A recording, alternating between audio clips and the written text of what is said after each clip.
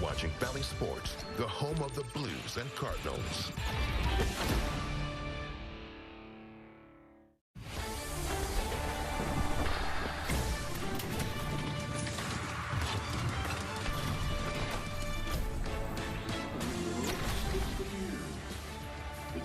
It's a beautiful day for baseball in Jupiter, Florida, as Grapefruit League play continues. It's the Cardinals and the New York Mets in spring training. Spring Training 2024 continues on Valley Sports Midwest, and with Brad Thompson, I'm Tom Ackerman. It is great to be with you. It's great to be back with you. It's always good when Nolan Arenado is in the lineup. Well, Nolan Arenado is having himself a hot spring already. He's swinging it well. He's flashing the leather. You know this. He was motivated this offseason. Last year didn't go the way that Nolan had planned, but you look at the numbers, a pair of doubles early on in spring.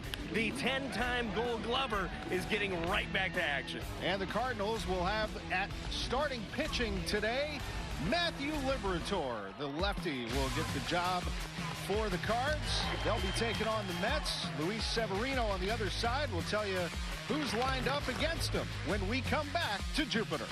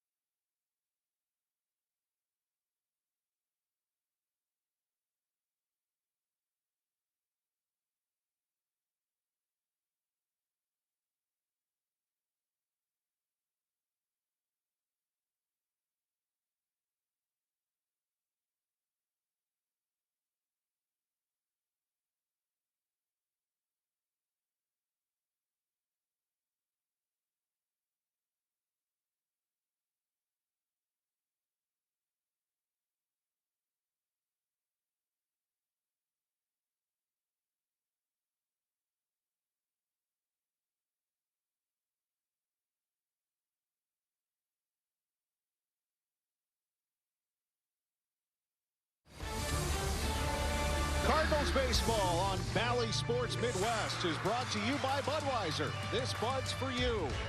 By Central Bank, the hometown bank of the Cardinals. Visit cardinalschecking.com. And by your Quality Ford dealers, proud sponsor of the St. Louis Cardinals. We're in beautiful Jupiter, Florida. It is time for baseball. The Cardinals and the New York Mets at Roger Dean Chevrolet Stadium.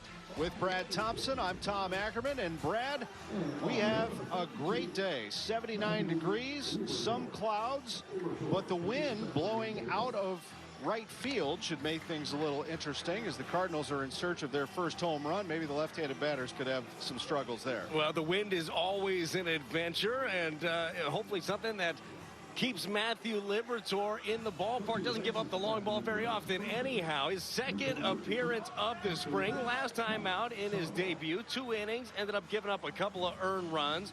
Going to work on landing that breaking ball. It's going to be a big one for Matthew Liberatore. You know the pitch arsenal, the 4-seam, that big breaking ball we were talking about, sinker, slider, changeup from Matthew Liberatore as well. And big thing that you wanted to just see out of Matthew is commanding counts in this one, Tom, and that breaking ball, just being able to land that thing for a strike at the bottom of the zone. Just struggled with command with it in his first outing.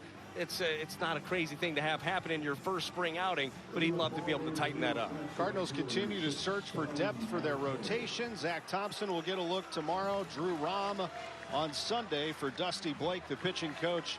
Ollie Marmol, Daniel Descalzo, and here are the New York Mets. Starling Marte is going to lead off. Lindor and Alonso to follow. So Liberatore is going to be tested right away. Choi, Vientos, Narvaez, Thompson, Gamble, and Sanchez. Thompson hit a mammoth home run off Kyle Leahy in the game on Wednesday in Port St. Lucie. So he'll be in the order here today.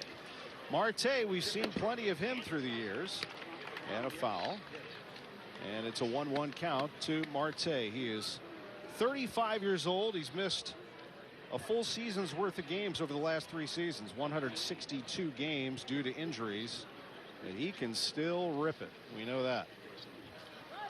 And he drops down a punt on that note. Liberatore to field it. Marte, who still can get down the line, gets there in plenty of time. Some pretty good touch early on from Starling Marte. As you mentioned, 86 games is all he was in last year. This is a perfect bunt drop down against Matthew Liberatore. Matthew does everything that he can, but that is just in a no-man's zone. A nice bunt for Marte. And here comes Francisco Lindor, one of the finest players in this game. The Mets shortstop. A 30-30 season for the first time in his career. He had 31 home runs and 31 stolen bases. Drove in 98, hit 254. Lindor hit 281 against lefties, Brad, in 185 at bats last season. 16 home runs against lefties. He rips lefties. And the lefty Liberatore is ahead. It's an 0-1 pitch coming. That evens the count. Marte at first. Glad you're with us for Cardinal baseball. Another Grapefruit League contest and another chance, Brad, to see what this Cardinals starting rotation depth could look like. Or could Matthew Liberatore pitch out of the bullpen? Well, certainly some options. Pitched very well out of the bullpen late last season for the Cardinals. Right back to him. Play at second for 1. Over to first for a double play. And 2 gone here in the first for Liberatore. Nolan Gorman playing second base today.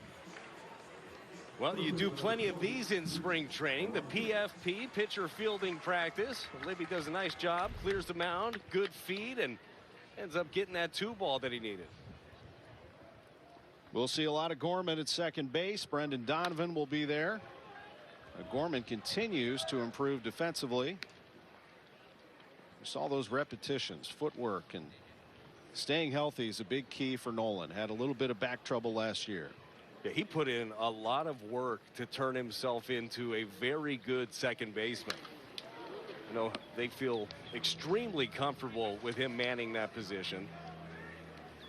Pete Alonso, all he's done is blast home runs throughout his career.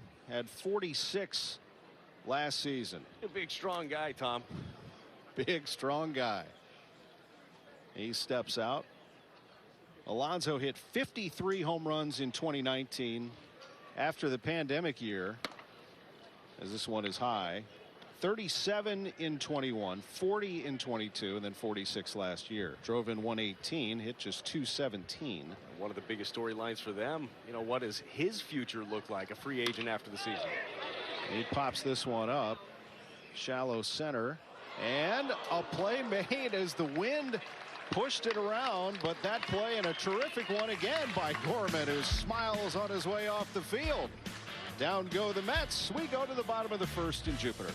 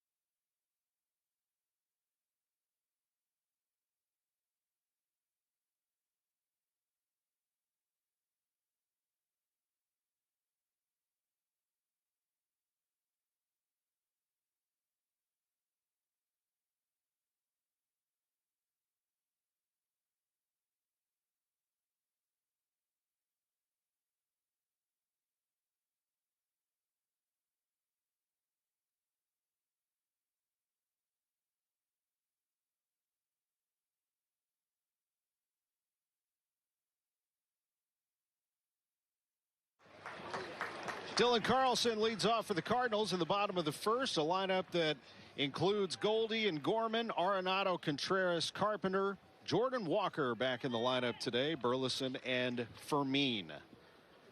And for Carlson, first pitch swinging, sends one out of play. Carlson, the switch hitter, only switch hitter in this lineup for the Cardinals.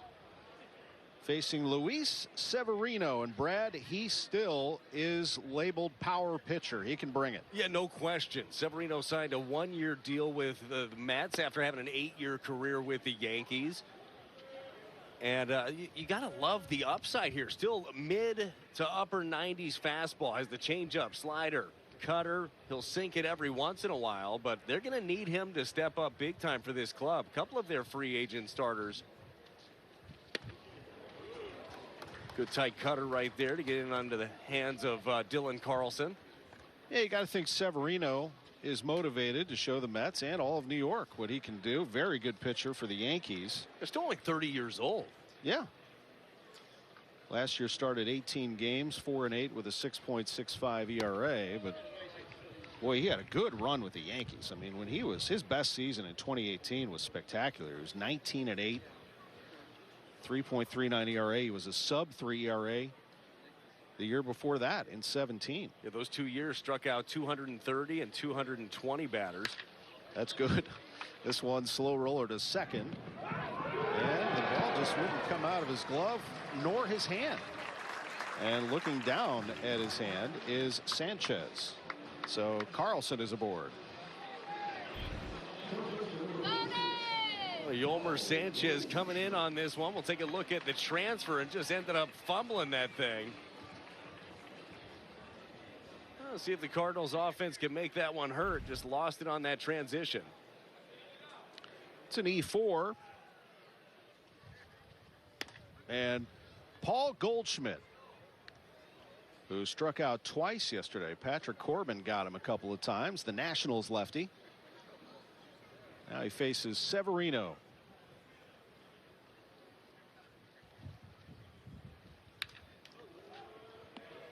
Good cut on that fastball from Severino. Severino had Tommy John surgery in 2020, a groin injury in 21, a lat strain in 22, an oblique strain in 23. It's just been one thing after the other for Severino. Pulled foul by Goldschmidt. Well, that injury history is something that he's hoping and the Mets are hoping behind him. They got the bad news on Kodai Senga that he wasn't going to be able to start the season, dealing with some shoulder issues. So puts a lot on Severino to be healthy. Also picked up Sean Manaea, made a trade, brought in Adrian Hauser as well. But these guys are going to have to step up for them. Mets finished 12 games under 500 last season, 75 and 87. Only 4 games better than the Cardinals did. Obviously a much higher payroll and sky high expectations that came crashing down. This one is hammered just to the left of the Mets bullpen out of play by Goldschmidt. Yeah, to your point, really, I mean, 2 of the biggest disappointments last year were the Cardinals and the Mets. And Mets have their new manager, Carlos Mendoza, after 15 years in the Yankees organization. Then you have the Padres, who were headliners in the offseason, and they finished disappointingly out of it. And now Mike Schilt, former Cardinals skipper, running things in San Diego. Well, that is just the thing, right? You think you know what a team is going to be when you come in. You pour a bunch of money into it. You just don't know until you play. Runner takes off. Carlson is safe. Stolen base for Dylan. So Carlson gets on via an error and then swipes a bag, and he is in position for Goldie. A really good jump right there by Dylan Carlson. You see him as soon as that leg is moving, he is on the run. Good to see him on the run too. As everybody knows, he ended up missing the end of the season, had the ankle surgery, but he is healthy and moving well. Sky high into right, making a play on it. And now advancing to third, and Carlson is going to be thrown out. Wow. The catch was made out in right field by Marte, and he shows off the cannon And Carlson is gone. Yeah, Marte is, and showing it off, a complete player. Dropped down the bunt a little bit earlier. Now showing off the cannon here. This is a ball that you'd like to think that you can tag up on. There was nothing on Dylan's end he could do. Just a great throw there by Starling Marte.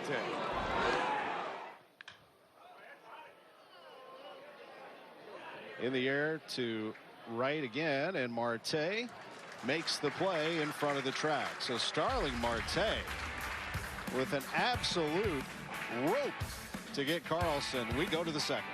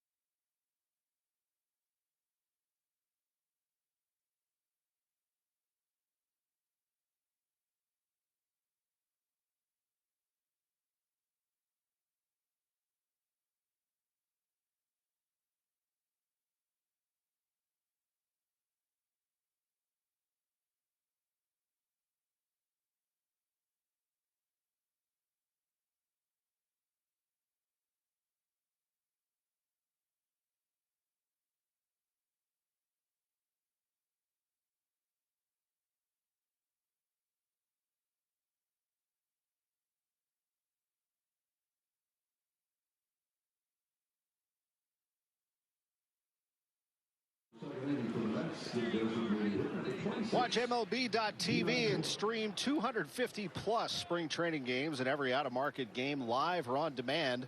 Blackout and other restrictions apply. Visit MLB.tv for details. We're at Roger Dean Chevrolet Stadium. Cardinals and Mets scoreless, top of the second. And this one, did it hit him? Very close. The pitch from Liberatore to Ji-Man Choi. We've seen plenty of him through the years. Very close. Got out of there. Choi has played for the Angels, Yankees, Brewers, Rays, Pirates, Padres. And with the Padres, he had a left rib injury. Then he rehabbed in the minors, fouled a ball off his foot. It was like one thing after the other for him. Minor league contract signed with the Mets this offseason. Yeah, he was probably ready for last year to be over with. Had some good years with Tampa Bay, certainly. Takes that 1-2 right back to shortstop. And the catch is made. And he is retired after the grab by Fermin. Fermin always with a smile on his face. Yeah, I'm not sure he's had a bad day ever, which I appreciate, Tom. It's a choice. And he just loves playing ball. Mark Vientos. He's the third baseman today. Grew up a Mets fan. His dad was born in the Dominican, raised in New York, so he became a Mets fan as a kid. Now here he is playing for him. Made his debut in 22 late in the season. Well, Vientos throughout the season, he'll get some reps over at third base alongside Brett Beatty, you would assume, and also going to be in the mix for the DH position. That was one that I kind of thought that you might see the Mets go outside the organization and sign an established DH, but they have not done so yet. High fly ball to right.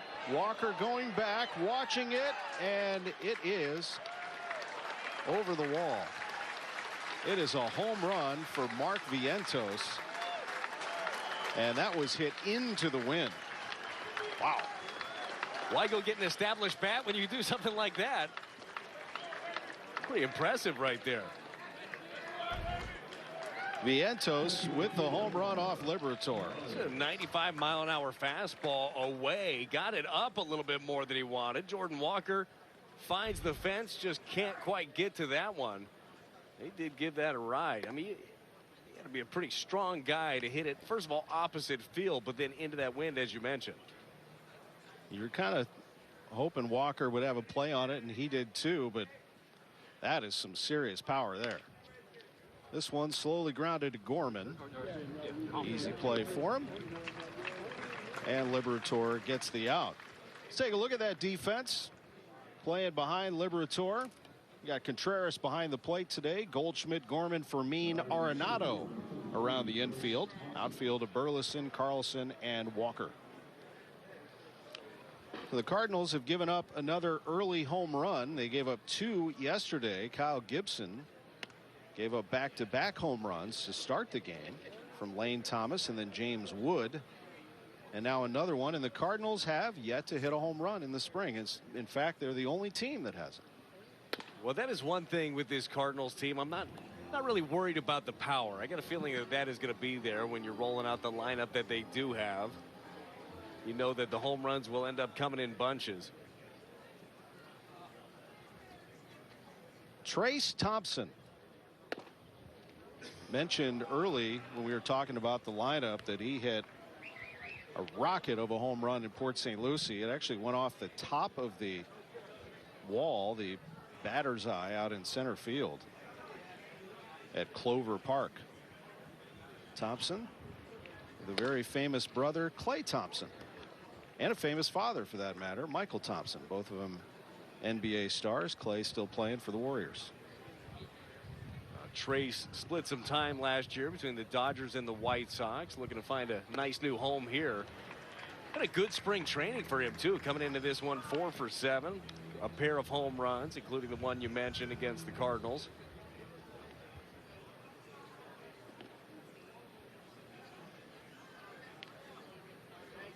Trace Thompson has a couple of home runs here in the spring.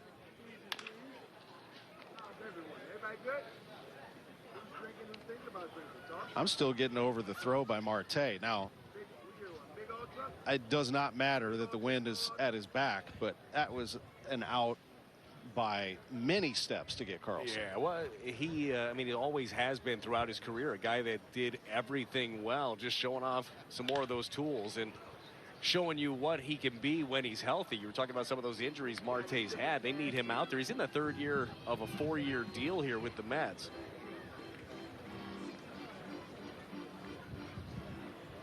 Full count to Thompson.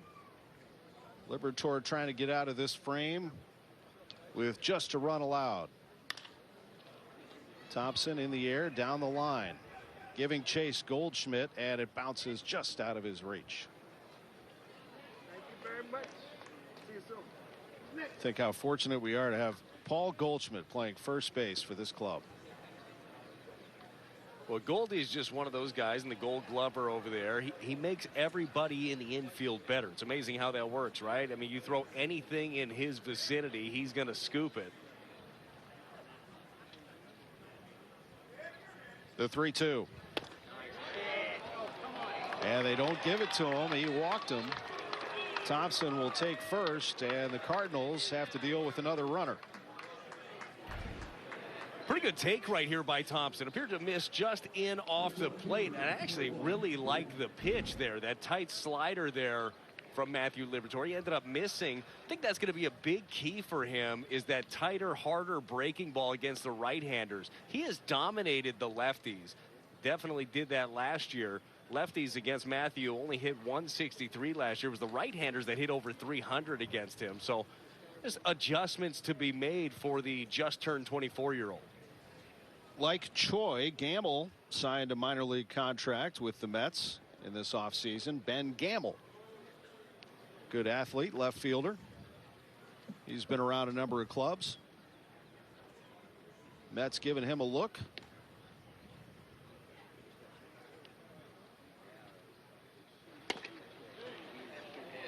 And another good take there. Home plate umpire is Angel Hernandez. Larry Vanover is our crew chief. Hunter Wendelstadt and Edwin Jimenez around the bases for our umpire crew. 2 balls, no strikes to Gamble as Liberatore It's a little dirt off his cleats. Yeah, if I'm Matthew Liberatore there, I know he didn't get the call. I'm staying right there. That was a perfect slider right at the bottom of the zone. That's where he needs to live with that. Now he's got his strike, 2-1.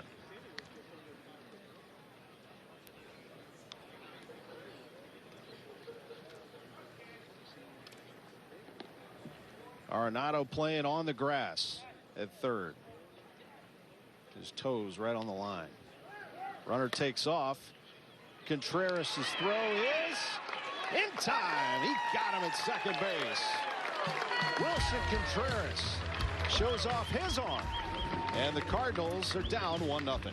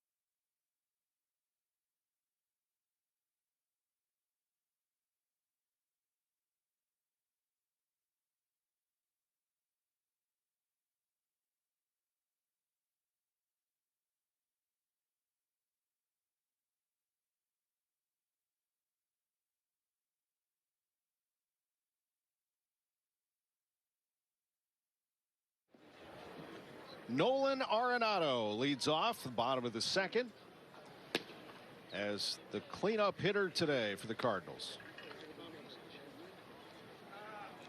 If you were picking a candidate to hit the first Cardinals home run, here's one right here. Now, are you picking him to hit a home run right here? Are you calling it? I'm going to do it right here. Okay, because you're really tiptoeing. I'm going to do it right here. Good call. Severino allowed 23 home runs last season in 89 1/3 innings. Now, granted, I talked about all the injuries that he dealt with. Had a rough season. Is he susceptible to the home run? Well, we're going to find out. Arenado usually gets one early. Not this time. Up in the air to center. And to make the play is Sanchez. Wilson Contreras comes to the plate, already contributing to this game. Check this out. Showing off that arm. That is a perfect throw to Fermin right there to end up getting Thompson. You know, one of the best arms in the game behind the plate. And not too bad at the plate as he takes a rip at that breaking ball from Severino. 20 home runs a year ago for Contreras, and really the most consistent bat the Cardinals had last year. Really admire the way he handled the entire season, and like you said, how he kept consistency at the plate. When he was with the Cubs, did he have some ups and downs? Sure, but he was always a threat at the plate when you face the Cubs. Well, he was, and this is one of the biggest compliments you can give to a player. You hated that guy when he played for the Cubs because you knew that he was always going to compete, would never give in, plays with a fire and intensity that when you're playing against it, you don't love. When he's in your uniform, you truly enjoy it. You know, we talked yesterday about the World Baseball Classic and all the players that were not here Not Wilson. Wilson stayed. He opted to stay and work with the pitchers. Problem was, a lot of his staff was at WBC. It's hard to get some of those relationships and understanding going out of the gate. He's back, and really, you know, we talk about leaders of this team. He is one of them. He's one of them with a ring. Takes a strike there. And now the count is full. Ollie Marmol, we'll talk to him at the bottom of the third today. Looking forward to that. This one's skied in the air to center. A few steps to his right, and the catch is made by Thompson.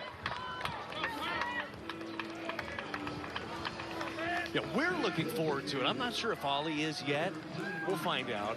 I'm sure anxiously anticipating that joining us, but he's been running a great camp. They're having fun, getting a ton of work in, and know that he's happy with all the new toys that he's got to play with, certainly around the pitching staff, and bringing in a lot of veterans this year like Matt Carpenter. Here is Matt, and we talked about this a little bit yesterday, but I did ask Ollie on the side before the game yesterday, and he reiterated Matt Carpenter is here to contribute on the field. This is not about being a cheerleader in the clubhouse. As he takes a strike. And Carpenter, when healthy, the expectation is that he can find some of that magic. I mean, it was an amazing run that he had with the Yankees there for a brief period, but some of that in his bat. And let's be honest here, there's competition down here. And they're not just going to give a job to anybody. There are a lot of players down here competing.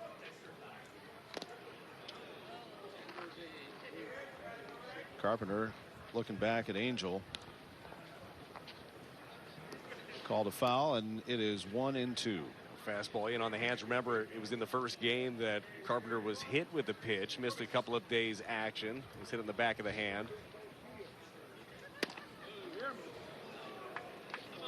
I think one of the biggest things with Carpenter is a guy that kind of knows his role. He's going to be a bat off the bench, would play some first base, you know, to get Goldie off of his feet. That's a veteran player's job, in my opinion. That's a hard job for a young guy to do that, you know, doesn't get those everyday at bats. Matt knows how to prepare himself, but as you mentioned, still a lot of spring and a lot of time to sort things out.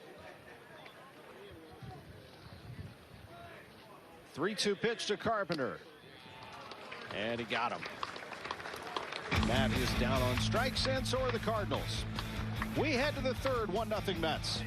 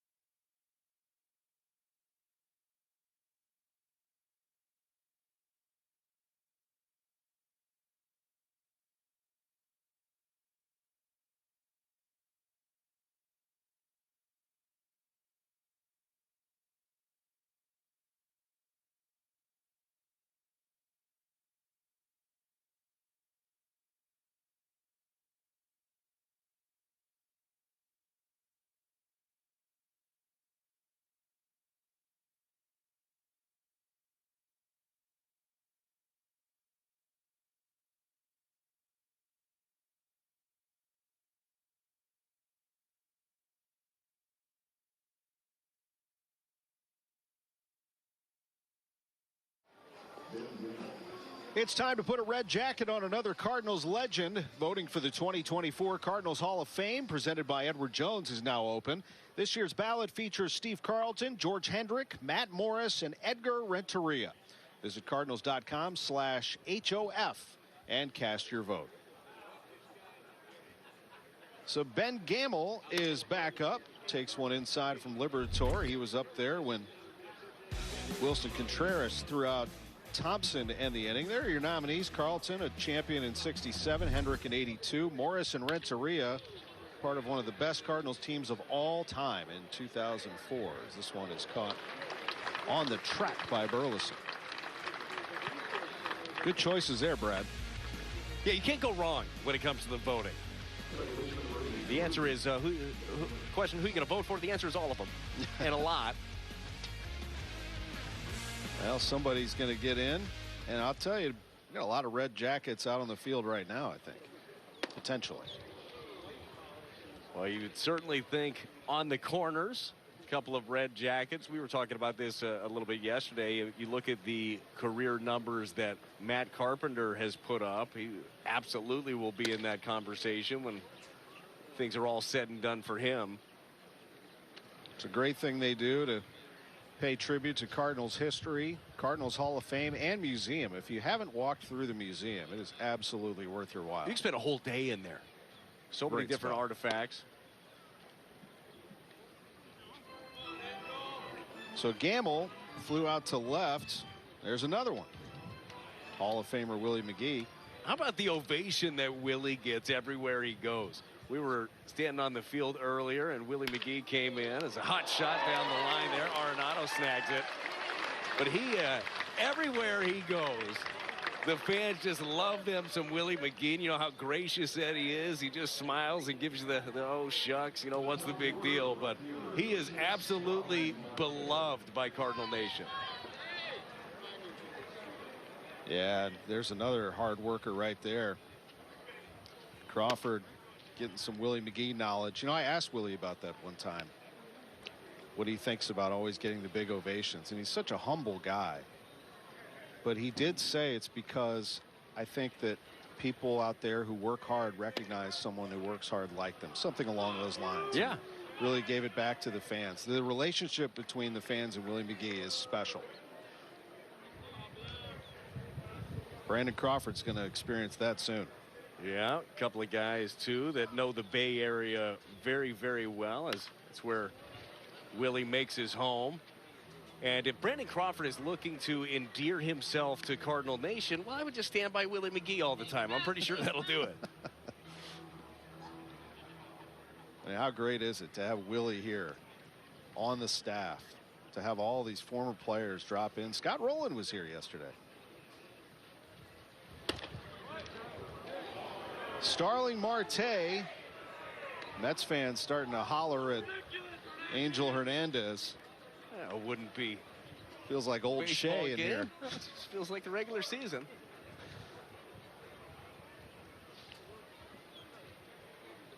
Here's a 2-2. Right back at Liberatore. Just sticks the glove up and over to Goldie to end the inning. A 1-2-3 inning for Libby. We head to the third. We're going to talk to that man, Ollie Marmol, when we come back.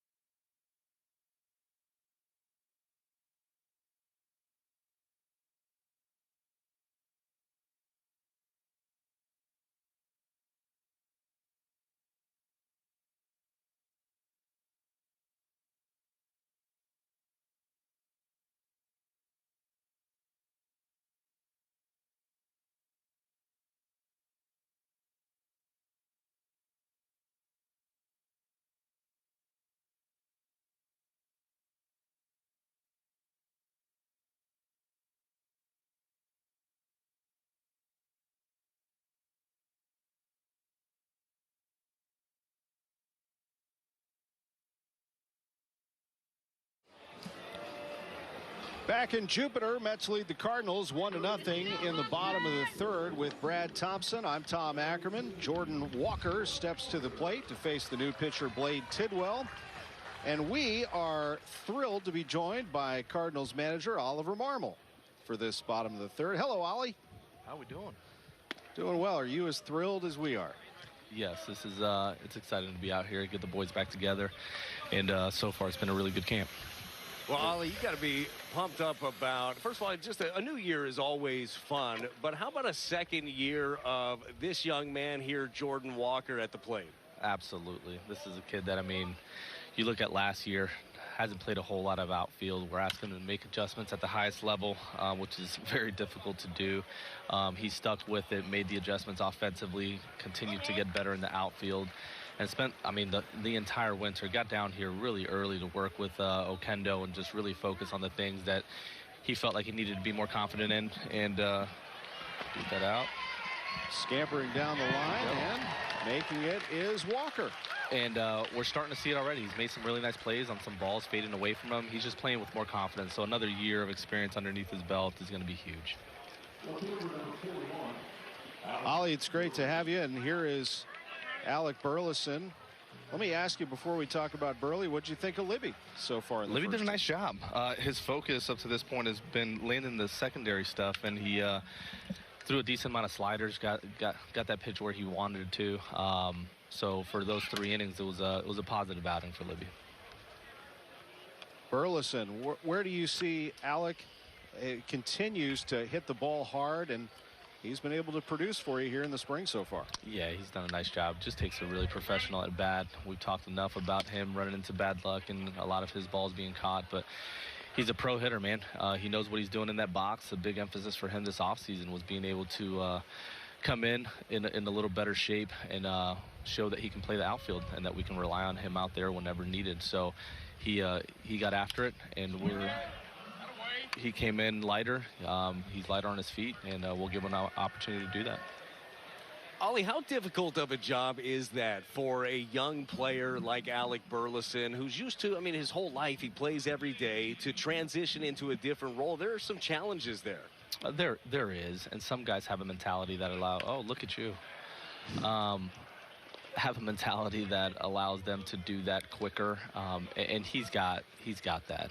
He's a guy that adjusts really well. He'll do whatever's needed in order to help the team, and if he feels like he's deficient in an area, he's going to work really hard at making sure that he can get to average. So we enjoy his personality, that's for sure. Facing a 2-2 here. Up the middle, a base hit. Walker slides into second, and Alec Burleson is aboard first and second, and nobody out for the Cardinals. So there you have it again. Ollie, hard hit ball up the middle. That's what he does, and he's not scared of hitting with 2 strikes, and that's a great quality to have as a young guy. To be in there, he's working on not swinging at many pitches out of the zone, because when he waits for it in the zone, he makes hard contact, he hits it all over the field, and he's a real threat. So that's another good at bat by Burley. Brings up Jose Fermin. And Fermin drops one down. Oh, he beat that. And he does beat it. You're absolutely right. Bases loaded, and nobody out as Fermin gets to first. And the top of the order coming for the Cardinals.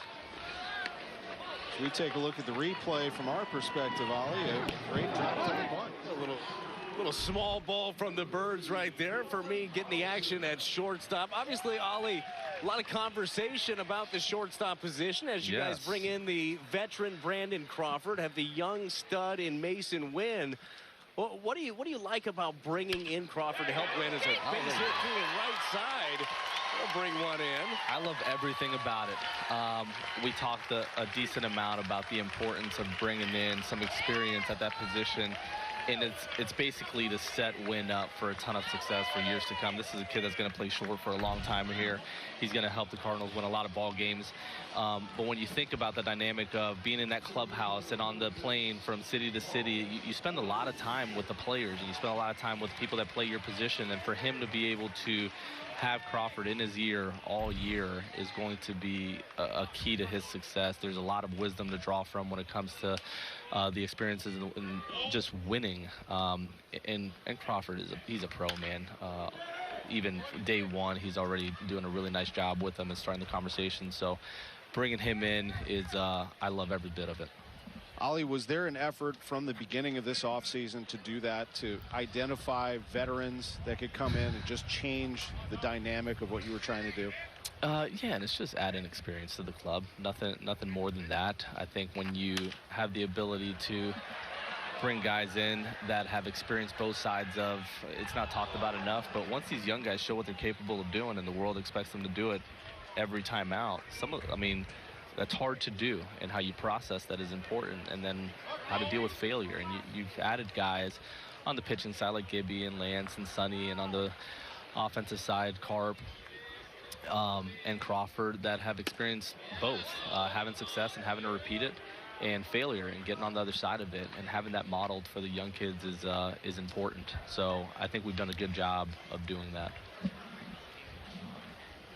Paul Goldschmidt, bases loaded. Nobody out still. Tidwell. No. Oh. And that one is in play. Runners go. Someone's got to cover first. And Tidwell, just in time, is able to get Goldschmidt. What do you think about that, Ollie? I'm just glad it didn't hit his hand, man. Looked like a scary one there, obviously in on the hands here, right off the knob of the bat, and hopefully that didn't catch any of the hand of Goldschmidt.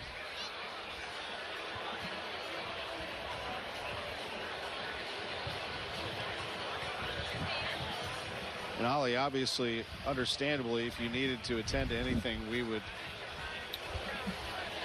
be absolutely okay with that as he takes a look to see what's going on in the dugout. No, I think it got on knob. Well, Ollie, you're talking about adding that experience, and obviously we were talking about it from a player standpoint, but you add some experience to your staff. Daniel Descalso, now the new bench coach. How is that? I know you guys have a relationship coming into this, played ball together. How's Daniel been? I love Scals.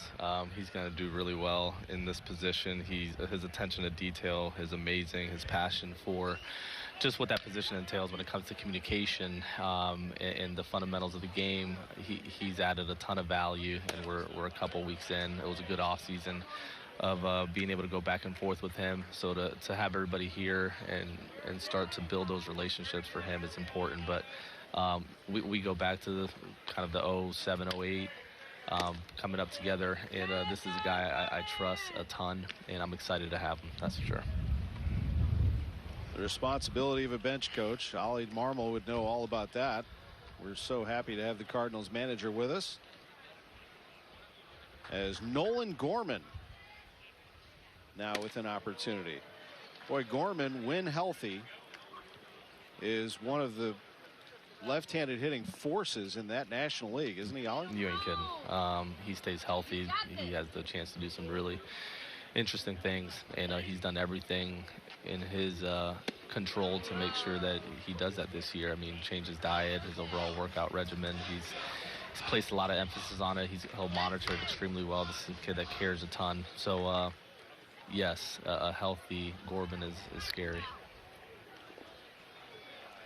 Here's a 2-2, and Nolan Gorman is down on strikes. And here's your other Nolan Arenado.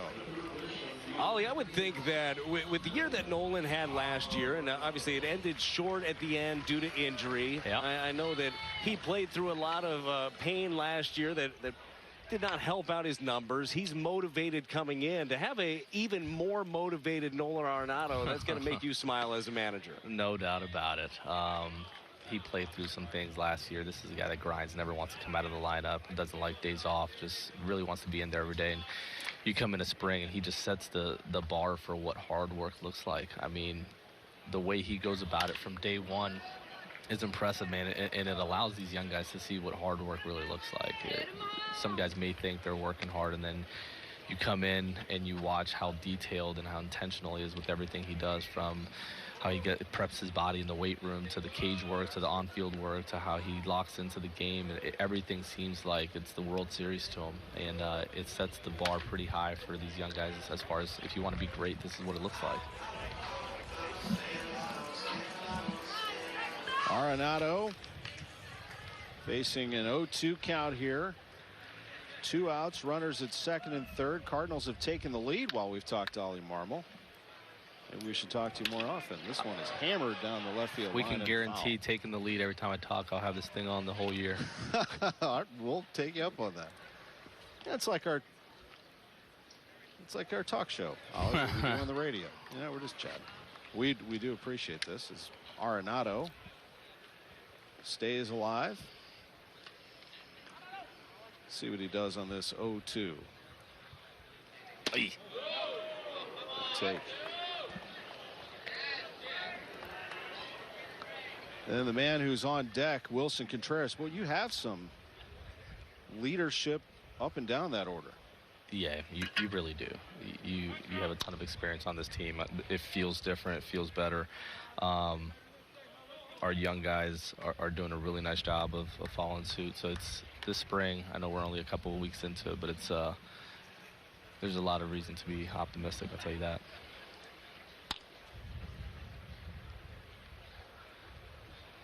Here's the pitch to Arenado, and this one is a foul as well, and Arenado stays in. And then, you know, the other thing is, you look at this list of relievers that you have today on the sheet: Robertson, Palante, O'Brien, not to mention Fernandez, Graceffo. There are others.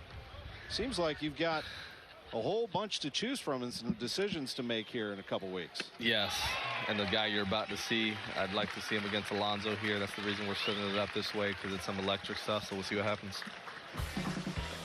We can't wait to see it. Ollie, we appreciate this. Thank you. All right, you got it. Cardinals lead it. We head to the fourth.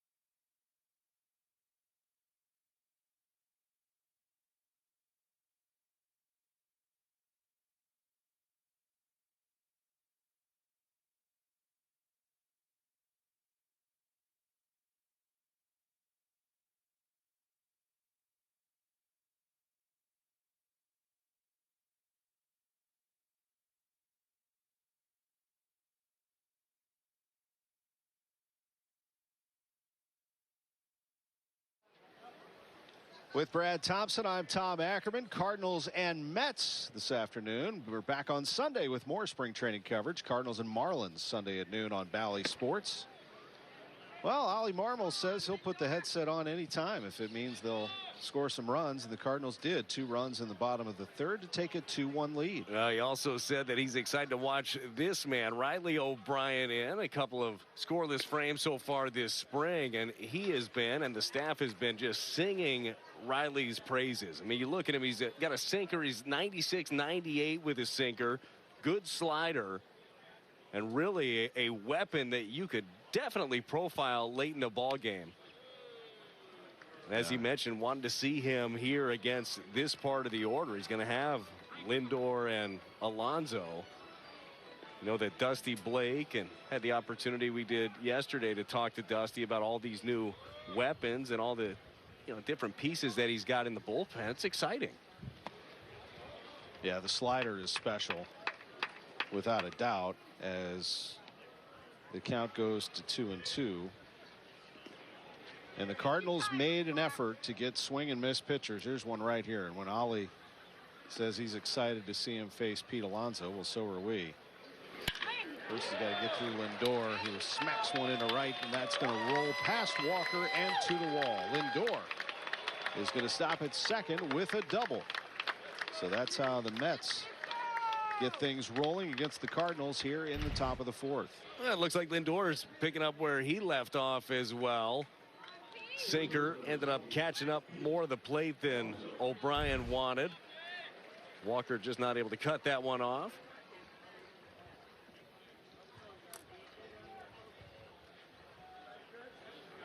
Cardinals scored their runs starting with Jordan Walker, who struck out but reached on the dropped third strike. And then just an avalanche against the Mets. Blade Tidwell. Pete Alonso. He hit a home run off the Cardinals a couple of days ago in Port St. Lucie.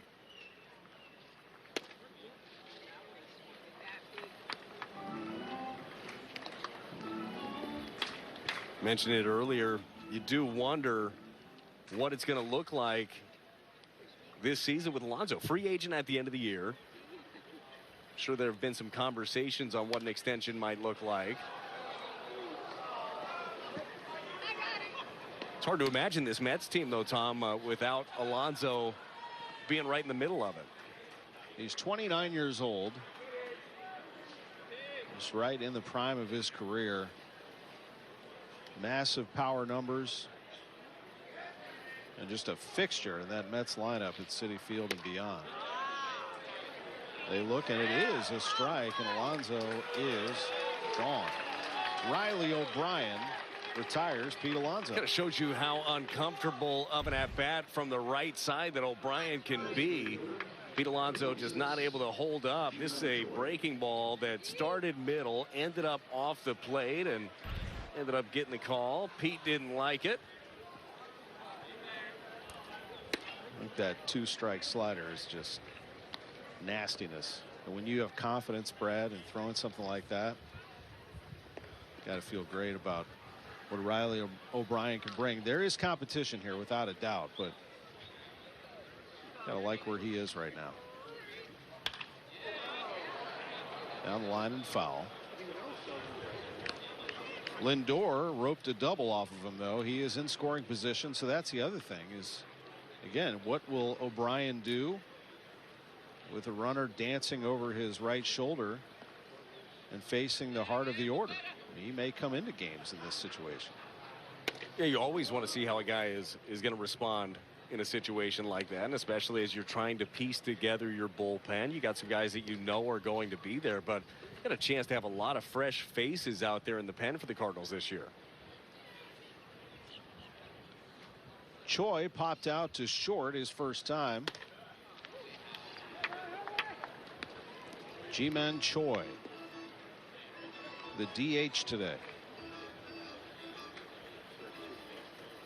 Vientos is on deck. He hit a home run into the wind against Liberatore. That was back in the second. It's stopped there by Contreras.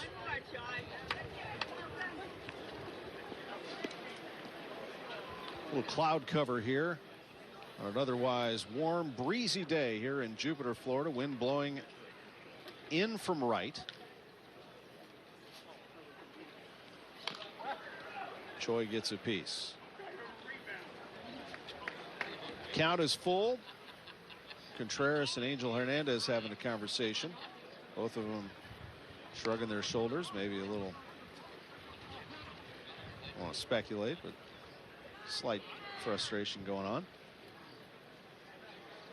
Well, we're seeing the full arsenal here from Riley O'Brien. That the 3-2 breaking ball. We've seen him throw a 95-mile-an-hour cutter too to the left-hander, so I think is a great pitch to be able to keep them honest. The 3-2 to Choi. That is in play. Contreras lines and fires as the runner advances to third. Choi is thrown out at first.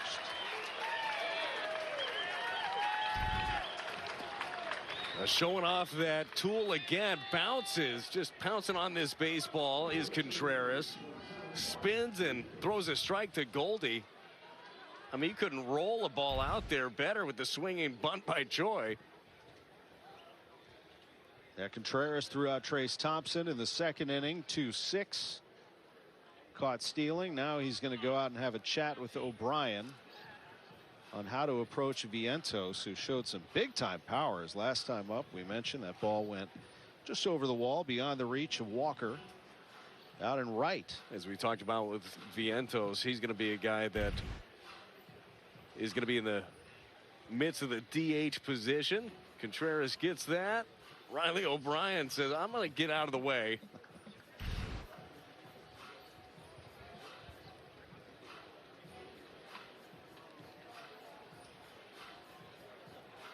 Yeah, they get themselves settled, and a new pitch clock is called for from Hernandez behind the plate. And the batter is Vientos.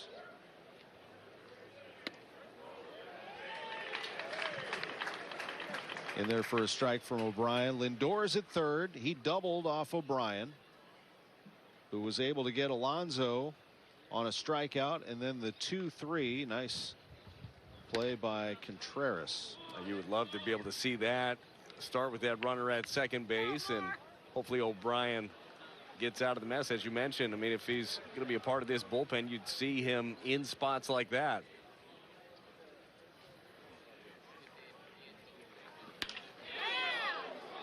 Nice play by Fermin. And the shortstop makes the play, and that is the end of the run for the Mets. Cardinals maintain the lead 2-1 as we head to the bottom of the fourth.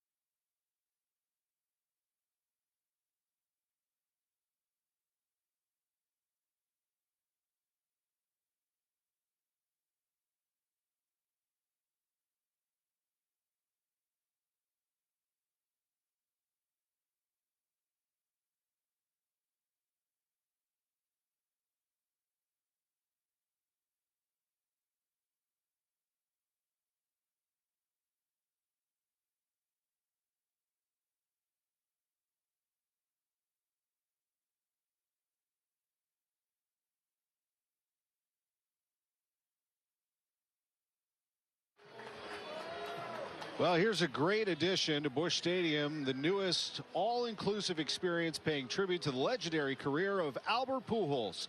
The Budweiser 703 Club, featuring an open field view of the game, full-service bar, upscale food selections, and more. For tickets or details, visit cardinals.com/703 Club.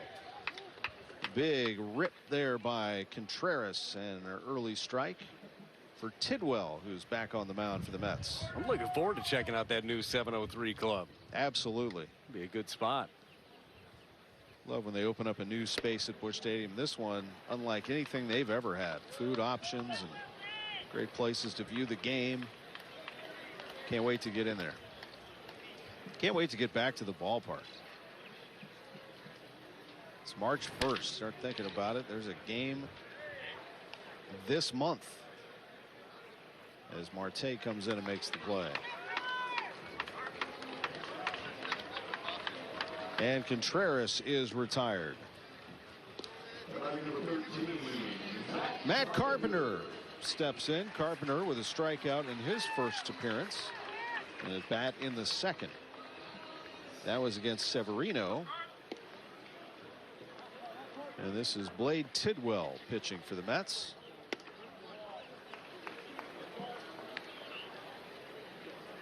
Cardinals got busy right after that Carpenter strikeout in the bottom of the third. Walker reached base. Burleson with a hit. Fermin with a bunt single. Carlson with a hit. And an RBI. Goldschmidt grounded out, drove in a run, and the Cardinals took a 2-1 lead. Carpenter takes a strike.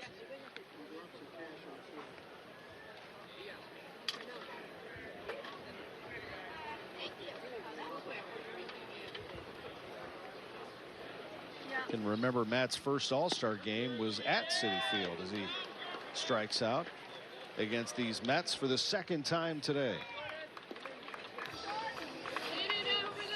And Jordan Walker struck out his last at bat, but a missed third strike. It got away. Walker alertly went down the line, and here he is already with a run scored to his credit. Well, we were talking a little bit about the sophomore season for Jordan Walker yesterday. So much excitement around it. I mean, he learned how the league is going to approach him, what they're going to do to him. We saw it especially early last year. A lot of breaking balls down and away.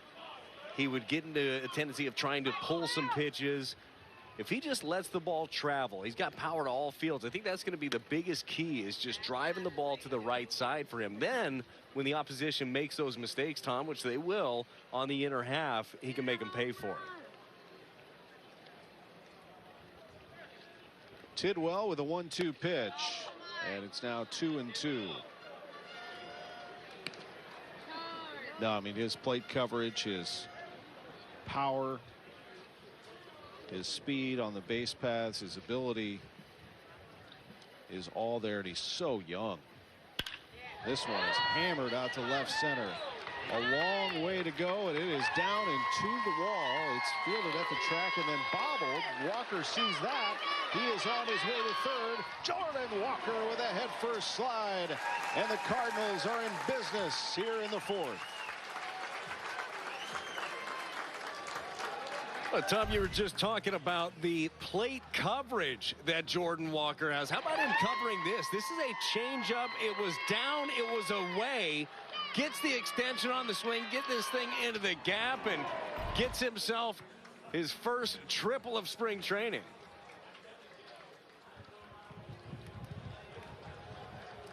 Pitching change for the Mets. Tidwell is done. Walker's at third. We'll be back.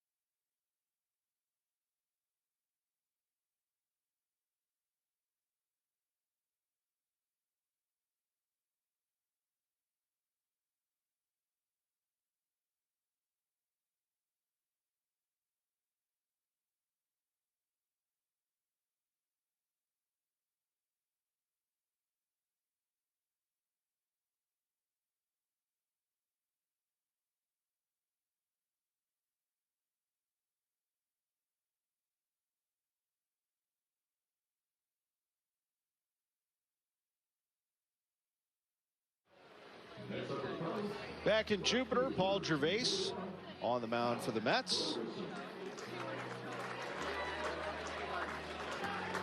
And the Cardinals, Alec Burleson is at the plate. And Burleson already with a single in this one. Cardinals are getting their bullpen warm as well. They'll be turning things over to Gordon Graceffo. And look at this from Burleson. That one's going to drop. There's that good luck we've been looking for. Burleson with many hard hit balls last year that found gloves. This one off the bat finds grass. I think he deserves some of those this year. It almost became, and it wasn't a joking matter for him because he wants all the hits, needed all the hits, but he would just barrel everything and someone would inevitably be standing there. It was to the point where he said, just don't hit it so hard. Well, he loops one in right there, gets a single, got a smile on his face. It's an RBI for Burleson. And the Cardinals have a 3-1 lead.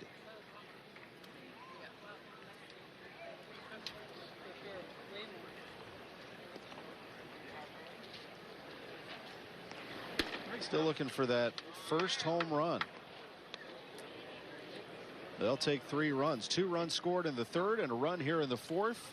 And Jose Fermin, who reached on a bunt single. I thought it was fun. We were talking to Ollie, and he goes into the mode of, oh, he's there. You know, he's there. Oh, yeah. He's there. I love it. He beat it. He beat it. Love the intensity. I like a little bit of the small ball, too, from the Cardinals, right? Know what your skill set is. This one is going to fall foul in front of the Cardinal bullpen. There's Ollie. Lars Nootbaar behind him. Matt Carpenter there.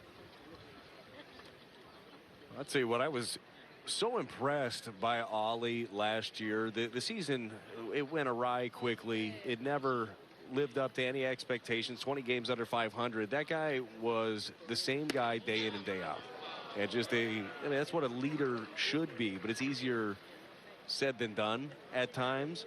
I thought he did a great job of just staying even keel, continue to teach the young guys, and just be a leader of men. Because inside, you're hurting. I mean, he's disappointed, and he's taking criticism, and he's wearing it, and it's just the way it is as we see this pitch. Where's that? Well, it was a strike, but for me, gets another chance. He does, and back safely. Michael Ciani is on deck. He'll be replacing Dylan Carlson. Burleson is the runner at first. 2 outs here. Trying to keep him out of scoring position as Fermin fouls one off. So a good day for Burley. He's 2 for 2 with an RBI. Good day for Walker. He scored a couple of runs. Fermin has a hit. Cardinals have 5 hits. The offense last couple of days for the Birds, hard to come by. Only had 1 run in the last 2 games combined coming into today. And Fermin back up the middle. It's a base hit. Burleson makes the turn. And Fermin goes back to first. And the Mets are dealing with the first and third situation now with 2 outs. And Ciani coming up. Fermin got himself an extra life with that fastball at the bottom of the zone. Not called a strike by Angel Hernandez. Protects here with 2 strikes. Guides this slider from Gervais right up the middle. Burley going first to third. The 8-9 hitters right there. Burleson and Fermin 4 for 4. Michael Ciani. As Carlson was on base twice today, an error and a base hit, he drove in a run. So good day for him as well.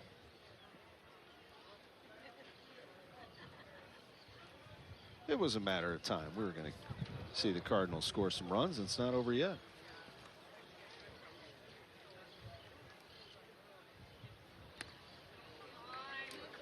Ciani takes one low. It's 2-0. Ciani was claimed off waivers from the Reds late last season, September 2nd. You got a chance to see him in a handful of ball games in St. Louis. Fermin takes off. He's in there safely. Burleson holds his ground at third. So now second and third for Ciani and a chance to drive in two. Cardinals are zipping around the bases today. That's what you like to see, especially a guy like Fermin, not a big power guy, so he's showing off the skills with the bat. Dropped down the bunt, had the single, and now the stolen base.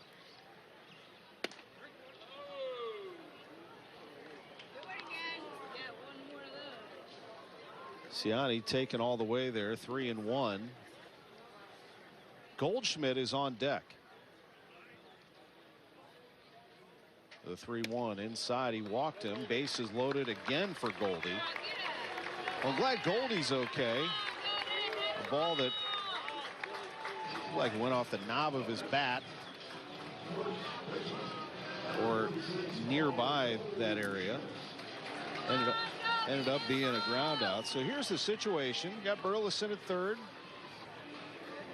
Fermin at second. And now Ciani is at first base for Paul Goldschmidt.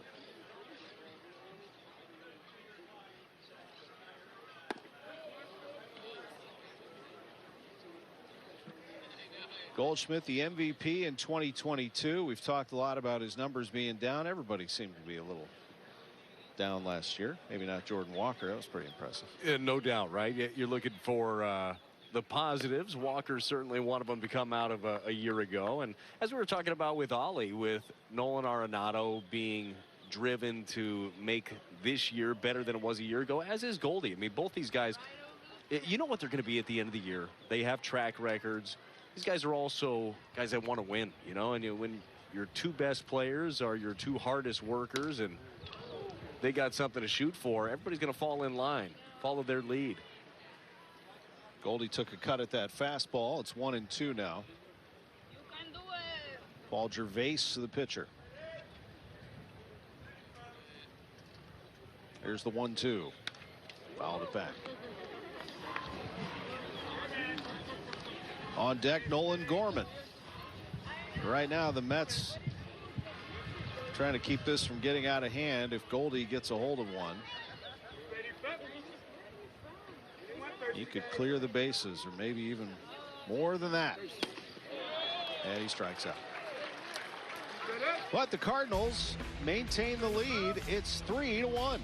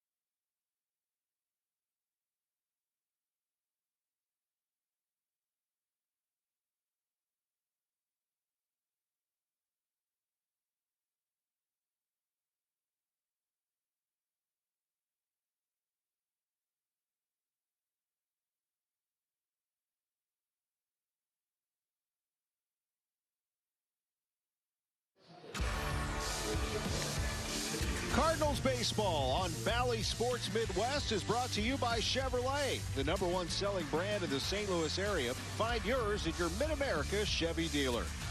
By Great Southern Bank, understanding what really matters. And by Plaza Tire Service, the quick change artist. Beautiful day at Roger Dean Chevrolet Stadium. Cardinals and Mets. We're in the top of the 5th. Cardinals lead at 3-1. And Gordon Graceffo takes the mound. Brad?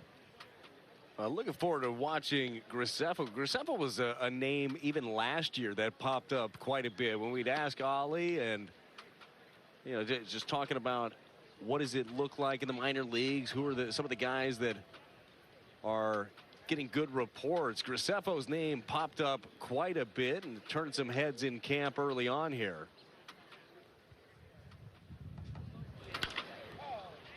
And this one is out of play. Off to the left. Yeah, Graceffo out of Villanova, New Jersey kid. The Cardinals really like what they see out of him. Had to deal with some injuries last year. Had 18 starts in Memphis, 21 games overall. Could absolutely see him being a part of a bullpen at some point. Certainly has the skill set to start at the big league level too. But that's the thing, when you're the hot hand, right? You go up there, you put up some numbers. Doesn't matter what the role is when the big leagues call. I think they'd feel comfortable with him out of the pen or starting. And another foul. Cardinals have made some changes defensively. You saw Ciani come to the plate for Carlson. So he is out there at center field. Good to see Michael plays. Good outfielder. Right back to Graceffo. The underhand toss, and that's Jared Young, who is now in at first base. Thomas Sajaci is over at third. There's Sajaci.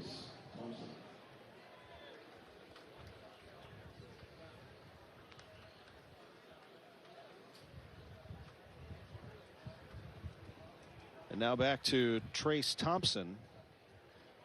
Thompson walked his first time up and then was thrown out, stealing second by Wilson Contreras. Contreras is still behind the plate. I mean, it was a bullet and perfectly placed.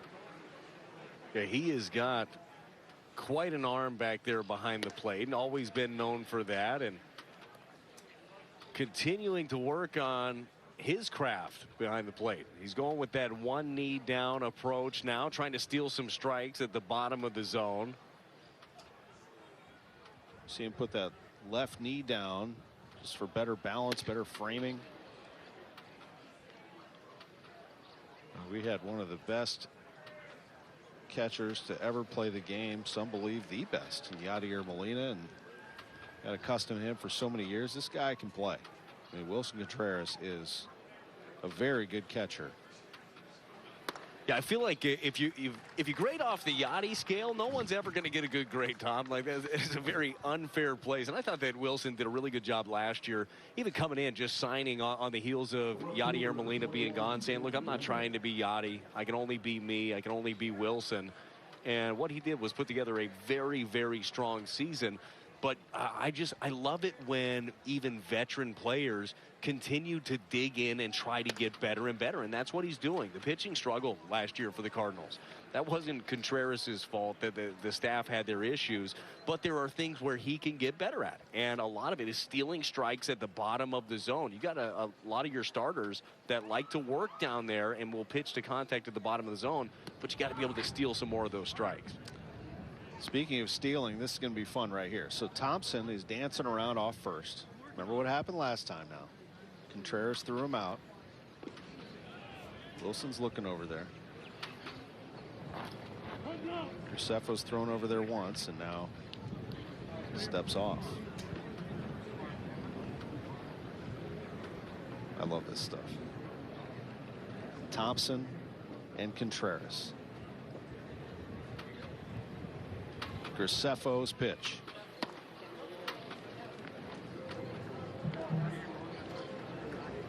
And Trace Thompson, I mentioned, the son of an athlete in Michael Thompson, the brother of Clay Thompson. He's 32 years old, signed with the White Sox back in 2009 instead of committing to UCLA. Hammered right to second, back, and can't get Thompson in time, but that was closer than he anticipated as Gorman made a nice play. That's good base running right there by Thompson. Freeze on a line drive, right? Just narrowly gets back there. Gorman, quick snap throw to Young, but not quite able to double him up. Good job by Graceffo getting in there on the hands right there to get his man. Now Yolmer Sanchez. Sanchez playing second base today. The Venezuelan, he went by Carlos Sanchez the first portion of his career. Then he decided to change his name to his first name, Yolmer. Carlos is his middle name. Played for the White Sox for a while, and he skies this one in the air and out of play back here. That would make him, Brad, the only Yolmer in Major League history. You don't say. It's impressive. It seemed to work because he had a good year in 17. Actually was second in the American League in triples that year with 8 of them. He's had some good staying power, and the Mets giving him an opportunity. This one in the air to left. And a nice play by Burley in front of the Mets bullpen. Cardinals lead it 3-1.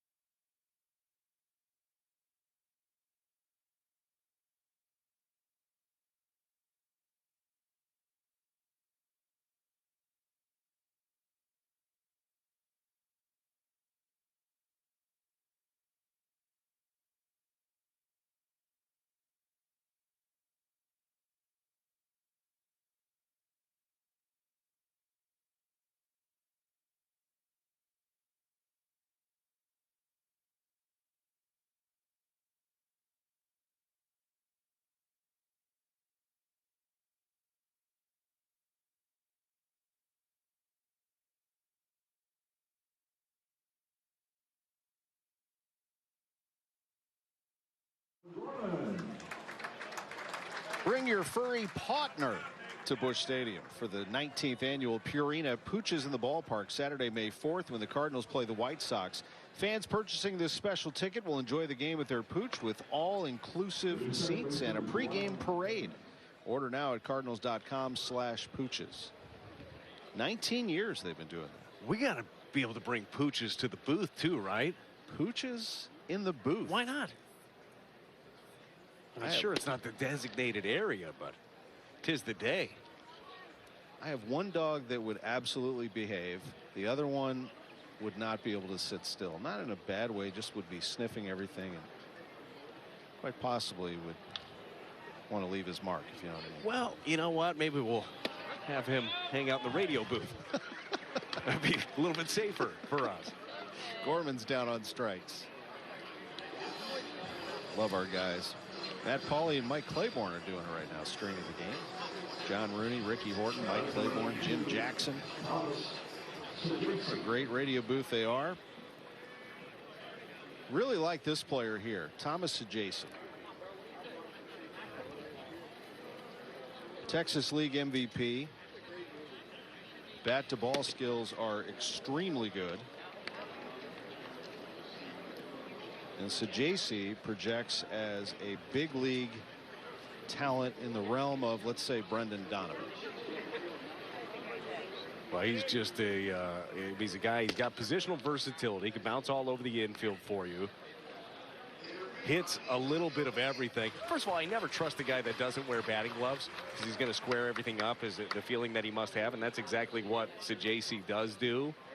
Very good deal. The Cardinals didn't want to get to the point last year where they had to trade off pieces. This one's barreled here to second base by Sajaci, but the play made. But when you get in that spot, you better cash in, and you better revamp the farm system, and that's exactly what the Cardinals were able to do, bringing in a bunch of pitching. Sajaci, they brought in Prieto as well, who we've seen in this camp. We got him in the deal with Baltimore. How many guys didn't wear batting gloves? I can, from memory, say Matt Carpenter, John Mabry, Gary Gaetti, Sajaci. I'm probably missing somebody, but those are the four I could think of. Not a lot. You just don't see it that often anymore. You know what else you don't see, Tom? The one batting glove guy, that little league. Yeah. Contreras still in the ball game. The catcher batting here. We're in the bottom of the fifth. Cardinals lead 3-1. It's been a positive day for Contreras. He is 0 for 2, but he has thrown out a runner. And had another good play at first base. Pops this one in the air. And the catch is made. Out in left field by Gamble. We are headed to the sixth. Cardinals up 3-1.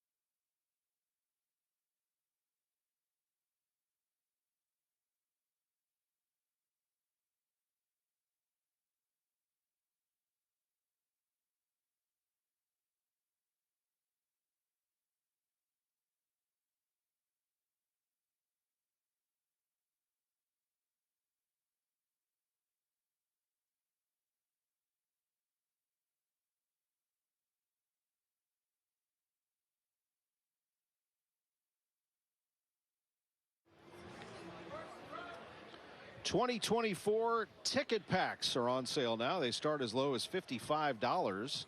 Choose from 5-game or 10-game packs, all focused around high-demand games and top promotional items like the bobblehead pack, weekend pack, opening day pack, and more. For complete details, visit cardinals.com/packs. Always great deals at the ballpark, Busch Stadium, downtown St. Louis. Can't wait to be there. We will be soon. April 4th against the Marlins. Meantime, we are here in Jupiter, and the Cardinals lead the Mets 3-1 with Brad Thompson. I'm Tom Ackerman. Gordon Graceffo back on the mound. And Rylan Bannon is the batter. Bannon came in the bottom of the fifth for Lindor in the order, but playing second base, and they moved Yolmer Sanchez over to shortstop.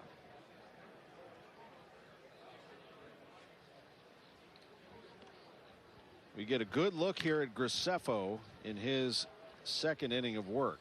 So that tells you this is not a bullpen audition. This is, for the moment, somebody that they are looking still as a starting pitcher, but he will be someone they could turn to if they need it. Well, I think that is the key, is having that versatility. They believe that he's got that mindset. He's got that kind of bulldog mentality where they'd feel comfortable putting him in the bullpen. Talked to Dusty Blake about him last year. Jason Isringhausen, who works with the organization, works with these young pitchers, sings Graceffo's praises as well.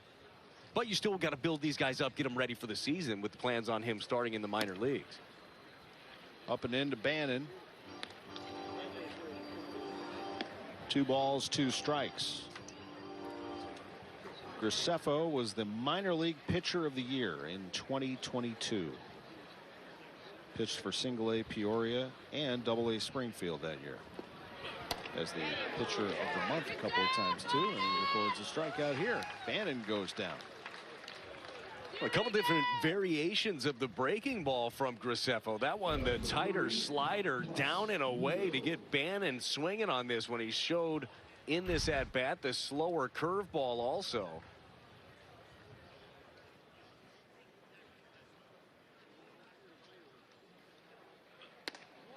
Tomas Nido came in to play catcher in the 5th. We're in the top of the 6th. Cardinals lead 3-1. Graceffo, still just 23 years old. He'll turn 24 on St. Patrick's Day down here. Maybe we'll be pitching that day. In the air to left. It's going to hold up, and the catch is made down in left field by Burleson. Burley's been busy out there today. Well, we talked to Ollie Marmol earlier, talked about the athleticism that Burley does have, and came into camp in better shape and run around the outfield making all the plays today. I'm a big fan of his. I like the way that he goes about it. Love the energy that he has. So I like this. You got the New Jersey kid Graceffo against Pete Alonso. Now Graceffo grew up a Yankee fan.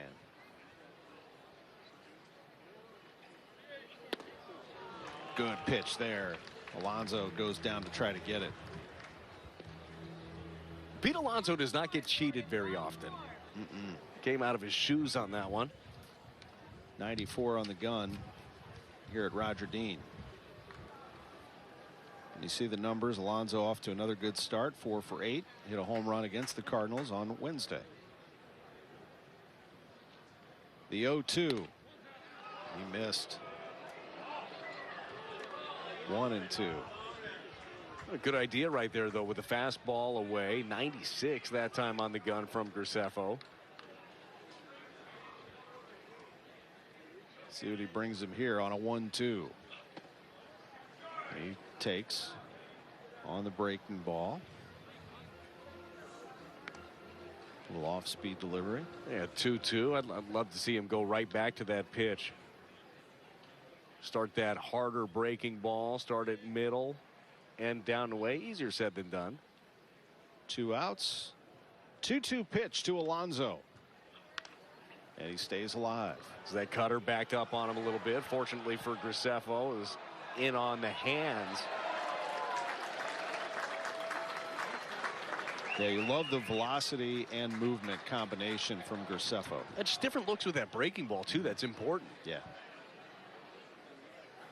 He enters the season as the number 9 prospect in the Cardinals organization by Baseball America. That pitch there is ball 3. 3-2 to Pete Alonso. So here we go. Gordon Graceffo from Wayne, New Jersey. Graduated from Cranford High. Facing the Mets star Alonso, who crushes one out to left. And that ball is way foul and well over the wall, way beyond the bleachers. Holy smokes. Somebody's out walking to their car, got a souvenir or a concussion. It's tough to say.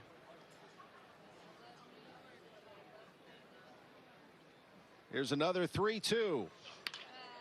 Grounded to third.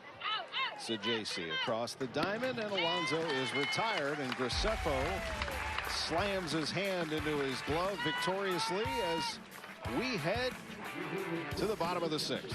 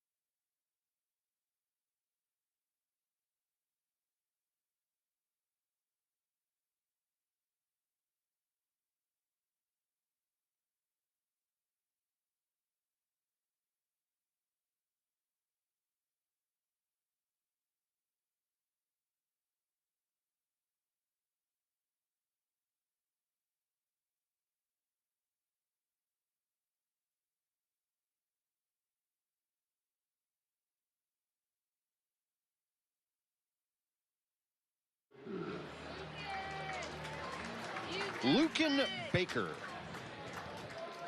The big man strolls to the plate. 285 pounds. The Texan facing Eric Orzi as the Cardinals lead 3-1 in the bottom of the 6th. 33 home runs a year ago at AAA Memphis. Nobody in the opposition wanted to see this man stroll to the plate. Up in the air, left center. And that ball is caught out in center field. Play made by Thompson. And they follow one big man with another. Here comes Jordan Walker. Walker's been on base twice today. Impressive last at bat. It was that triple into the gap. Stayed back on a changeup.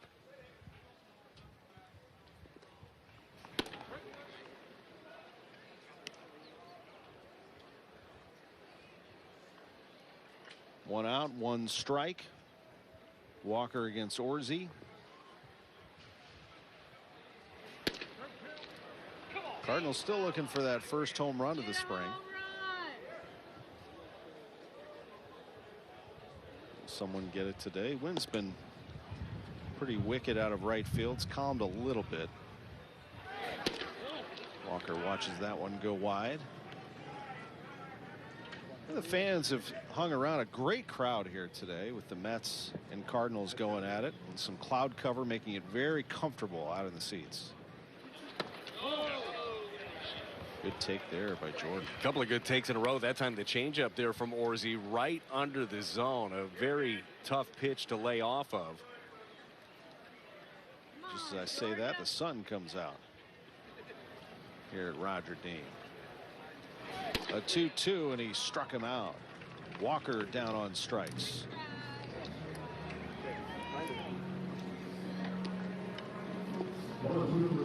Well, the St. Louis Blues are back on home ice tomorrow night. They'll host the Minnesota Wild. We're live tomorrow at 4:30. Puck drop at 5 here on Bally Sports.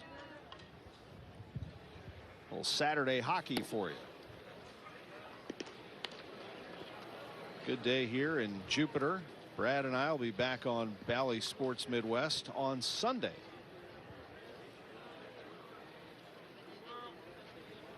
Alec Burleson hammers one right to second base. And the play by Bannon. So the Cardinals go down here in the 6th. We head to the 7th. 3-1 Redbirds.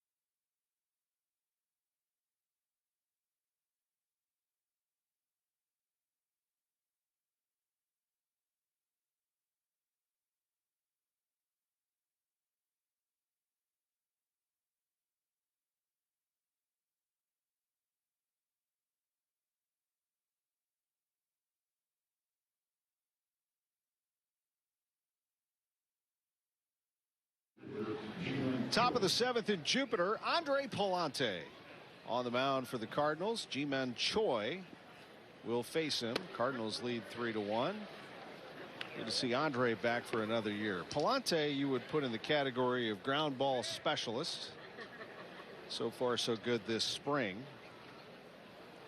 The hard part, Brad, is we see another one from Palante fouled off, is that now that the shift has been outlawed, or at least you can't do it like you used to, some of the ground balls do get through. So the Cardinals trying to adjust, but you still need an Andre Palante, don't you? Oh, for sure. I mean, he ended up leading the staff last year in appearances. Guy was ready. Big breaking ball right there, fouled off. You'd love to get a little bit more swing and miss. The big key for Andre Palante, as we all know, is he able to get out the right-handers? I mean, you might as well just write down the ground ball right now. This is probably going to happen to Choi if he doesn't swing over a breaking ball. But can he end up getting the right-handers out? And the funny thing about it when it comes to Palante, because I mean, you can look at the splits and you can see that right-handers hit him a lot better than the lefties. Righties hit 357 against him last year. Lefties 234. But it's not like it's tons of damage. To your point, it's a lot of ground balls through that right side. The way that his fastball, and he catches Choi looking with a good fastball on the outer half. The way that his fastball profiles, it just runs in towards the left-hander and runs away from the right-hander. Well, a lot of times with the right-hander, it runs into the barrel, able to just stick that thing out there and sneak one through that side. So that's going to be one of the big keys for Dusty Blake, for Andre Palante, is game planning against these right-handers. How does he get them? And one of the things that I talked to Andre about this offseason was getting a tighter breaking ball, getting that harder breaking ball that he can throw for a strike. Really believes that's going to help him against some of these right-handers. And he'll be challenged here. Mark Vientos has a home run today. Tom, I also think the pitch that he just threw is going to be really important for him against the right-handers. That fastball on the inner half, even in for effect, because you get so comfortable leaning over the plate, you know his fastball is going to run away from you. Get them uncomfortable inside. That's going to set up a lot of things for Andre Palante.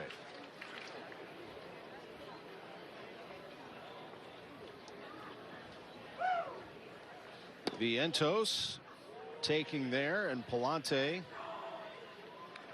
dealing with a 3-1 count now. Good spot right there.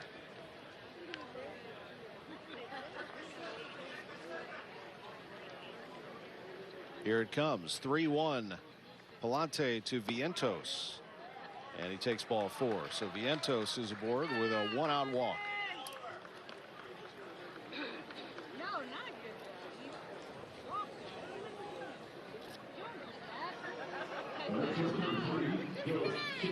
Andre Palante following Gordon Graceffo.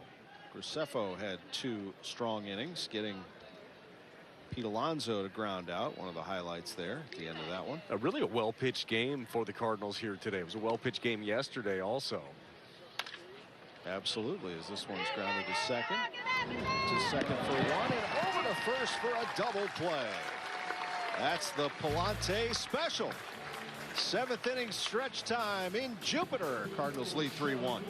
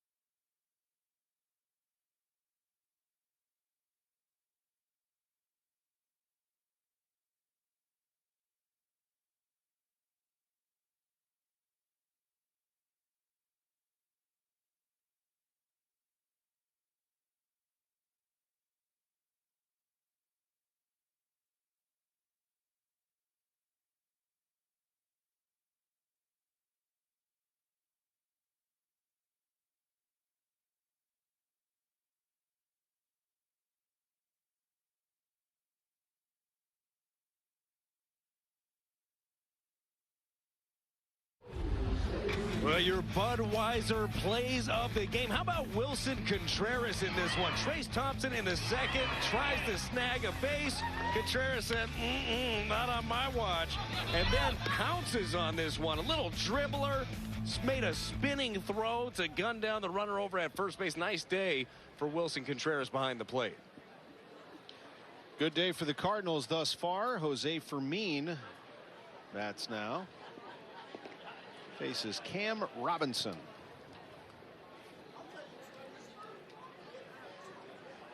The Mets, located just about 45 minutes to our north in Port St. Lucie, come down here for a road game. As Fermin lifts one into right for a base hit.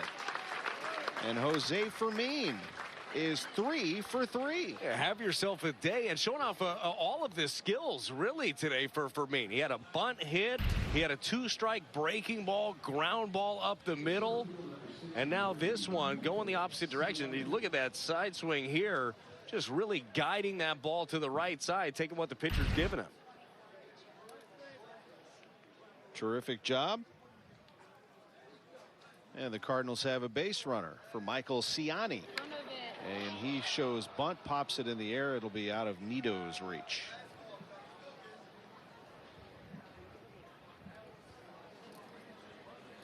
Cam Robinson will face Ciani, and then Jared Young. He'll bat from the left side as well.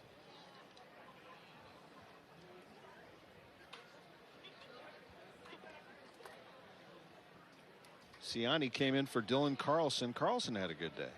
Reached on an error. RBI single. Big cut there from Ciani.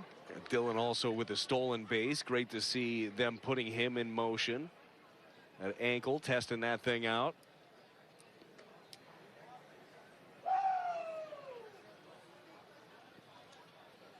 So the Ric Flair showed up to the game.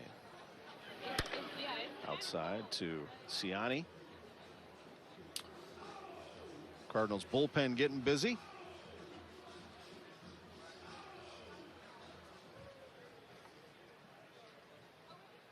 Nick Robertson.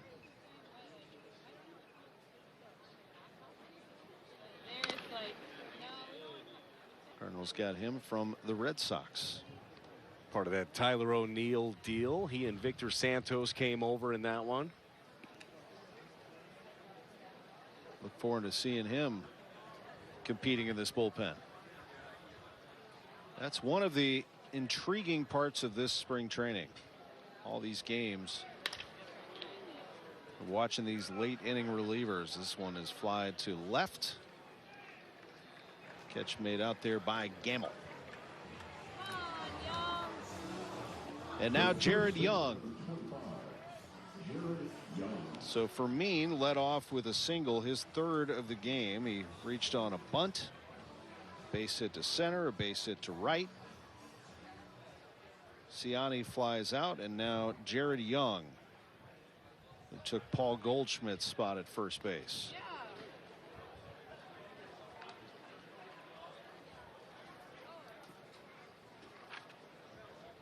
Cardinals started off this game promising, with Carlson reaching on an error, and then, as Brad said, he stole second.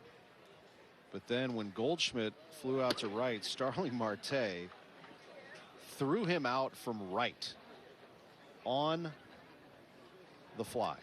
Yeah, and really, it wasn't close. Like, he made such a good play on it.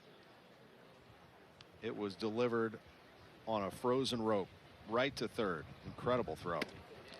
Well, the Mets are definitely going to need Marte this year. They're going to need to be healthy. I mean, it's a stark difference between last year and this year. Last year had the highest payroll in the history of the game.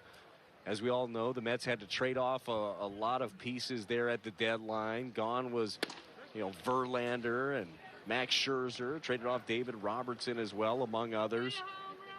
Tore things down. Now it's going to be David Stearns, who is their new president of baseball operations. He comes over from Milwaukee and tasked to rebuilding this. I'm going to do it a little bit differently, though.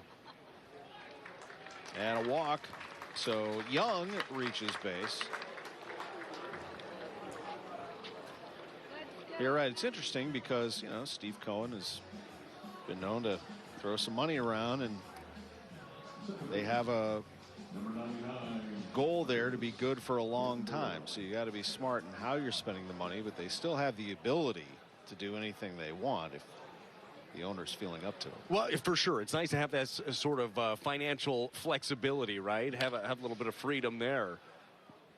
But I think that it is, I'm sure for Steve Cohen, it's probably a little bit of a humbling experience, right? He comes in and look, he wanted to win, and he went out there and he poured a bunch of money into it, a lot of assets. I know he said, look, he plans on winning a World Series within a couple of years. It's hard. It's hard to build a team. It's hard to build, have that good foundation.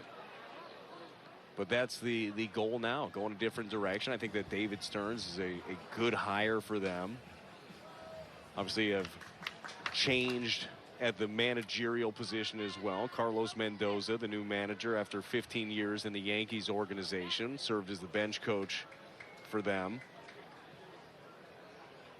That NL East is really something, with the Braves as good as they are, the Phillies always strong, especially when they make a playoff push, and then are always capable of making a move as well. Marlins have made some noise.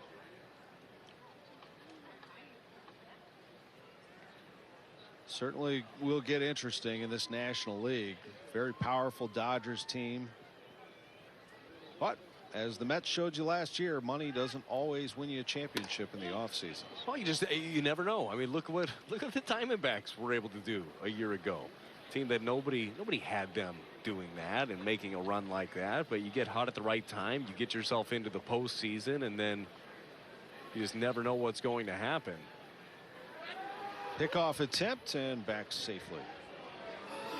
Archimedes Gamboa is the batter. Scampering back, of course, was Fermin with a smile. That's just his face. He's just happy. Good guy. Strike three on Gamboa.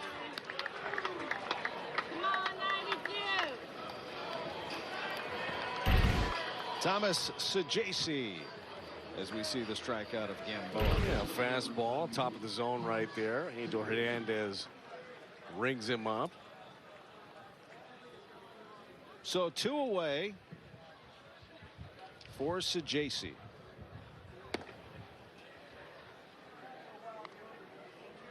All this guy does is hit, and then defensively plays multiple positions. Spring numbers 2 for 12. That'll change for the better. He does not let too many strikes go either. I mean, he is ready to pull the trigger on anything in the strike zone. Very quick hands, can hit the ball to all fields. As you've mentioned, Texas League Player of the Year. And back safely at first base.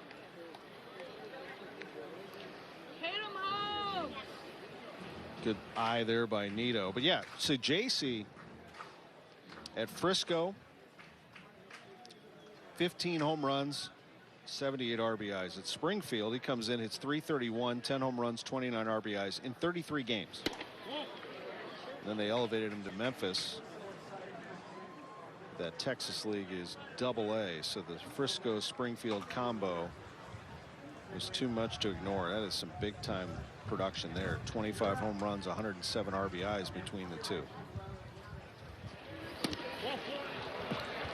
And Saggese is aboard with a walk. So now the bases are loaded against Cam Robinson, and Pedro Pages, the catcher, will come to the plate.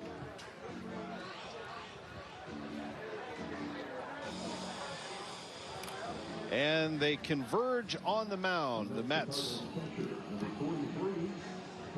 having a chat with Cam Robinson. Bullpen starts to get warm on the Mets side. Cardinals have been warming Nick Robertson for a while. They've slowed that down. Those are always the tough ones when you're the visiting team. Generally, I mean, you're bringing enough pitching. You bring some minor league guys with you, but you'd love it to go as planned, inning by inning, but does not always happen as the bases are juiced here for Pedro Pages. Well, for me, his uniform's dirty today. I think he needs that upper left shoulder dirty, just complete, all the way around. That's how it should look at the end of the day, right? That's right, man. You're playing all day. Mine just always had like sunflower seeds on it. Good eye there by Pages. 2 outs, bottom of the 7th. Good crowd here in Jupiter. They'll spill out into Abacoa and talk about it. Cards and Mets fans here at the conclusion of this one. The cut by Pages. It is strike 2, 1-2. Cam Robinson trying to get out of a jam here. Cardinals trying to bust this game open. 3 runs on 7 hits. Mets have 2 errors today. 1 run on 3 hits. Another good pitching performance by the Cardinals thus far. Pages takes strike 3. Robinson got him, and the Cardinals leave 3.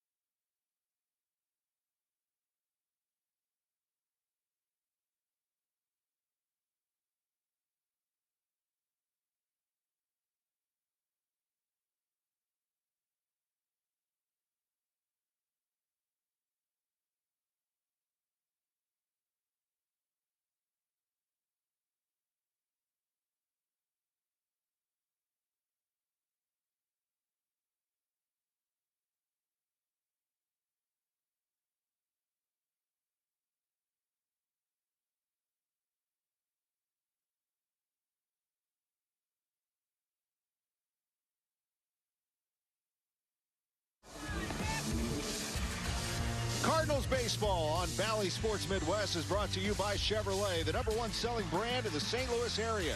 Find yours at your Mid-America Chevy dealer. And by Budweiser. This Bud's for you. Be cracking a few Budweisers there in Abacoa, right outside Roger Dean Chevrolet Stadium. As they talk this one over, the Cardinals fans love coming down here. We see a lot of the same faces year after year, but it's always great when you hear people coming down for the first time, taking it in. It's baseball in its purest form. You can hear, see the game up close. Your favorite players. There's just nothing like it. There's an out right to third base, so JC makes the play. And Robertson makes quick work of the Mets to start this 8th inning. And Nick Robertson, another guy vying for a spot in this Cardinal bullpen. 6'6", 265 pounds, huge right-hander. Fastball is going to be in the mid-90s. Had a nice chat with him at the winter warm-up. I like his style. No nonsense. Just, hey, man, I just want to get out there and throw strikes and get outs. Might be no nonsense, too, if I was 6'6" and threw 95 with that changeup of his. Come right at him, right? That's the biggest thing, is just trusting in that stuff, knowing that you can get big league hitters out with it. And Robertson, obviously, he can do that. from Franklin County, Virginia, is a broken bat high in the air and out of the reach of Gamboa. And so Gamble reaches base. Yeah, Robertson from Franklin County, Virginia High School. He's a three-sport athlete there. Letters in baseball, basketball, obviously. As you mentioned, he's 6'6", and golf. And he's the first to play in the major leagues from that high school since Ron Hodges for the Mets from 73 to 84. He was originally drafted by the Dodgers, Robertson was.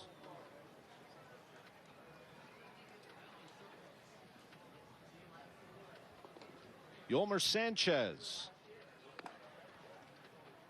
He's been in all game. He went from second base to shortstop mid-game.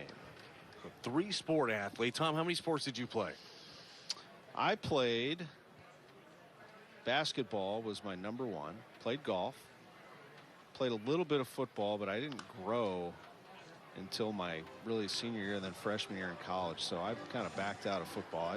Being a 5'7" quarterback who can't run and can hardly see over the line is not a good situation. Yeah, all the heart in the world isn't going to help you there.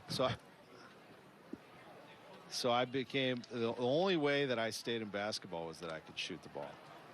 Otherwise, I would have been run out of there too. But I became the public address announcer for football, and that kind of started this whole thing. Okay. Yeah, it Very nice. has a good ending. Very nice.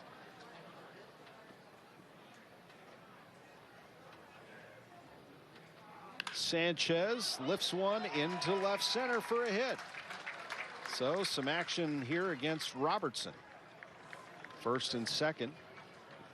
And one away. Yeah, that one from Robertson, just a change up. He was trying to bury that thing at the bottom of the zone. He left it up. It wasn't hit hard, but just a location allowed Sanchez to serve that thing into left. See if we can get something on the ground here. Turn two.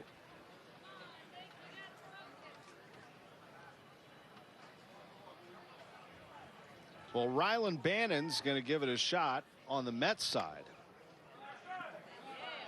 And I do love these situations, again, for these relievers. It's almost like we set it up that way because they're going to come in tough situations. Runners at first and second, one out. Getting themselves out of a jam is what they're supposed to do. This one is high in the air to center. Retreating back, making the catch. Runner will advance to third, so you're going to have first and third and two gone here. And Nito is going to come up with two outs. Catcher number 3, Tomas Nito. Robertson traded to the Cardinals along with Victor Santos, another right-handed pitcher. He's in the minors, in exchange for Tyler O'Neill.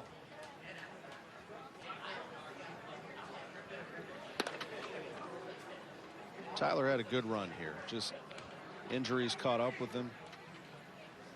Playing time in the outfield was going to be a question. The Cardinals had to figure out the logjam in the outfield, and they did so by trading for a reliever, Robertson, and Santos. But Robertson,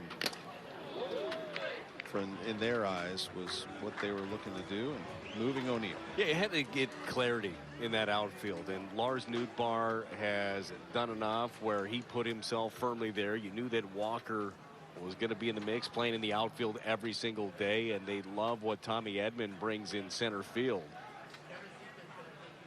Dylan Carlson right now on paper, your fourth outfielder, certainly can get a lot of reps. In the air to center, it's going to get down. Run scores. RBI single for Nito, and that cuts the lead to 3-2.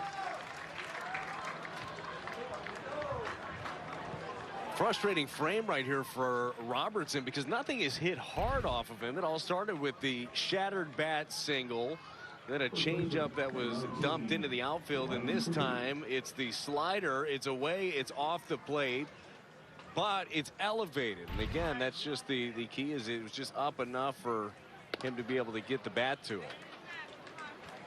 So now Ryan Clifford replaced Alonso. at first base. Lefty bat fouls it off, and good challenge here for Robertson.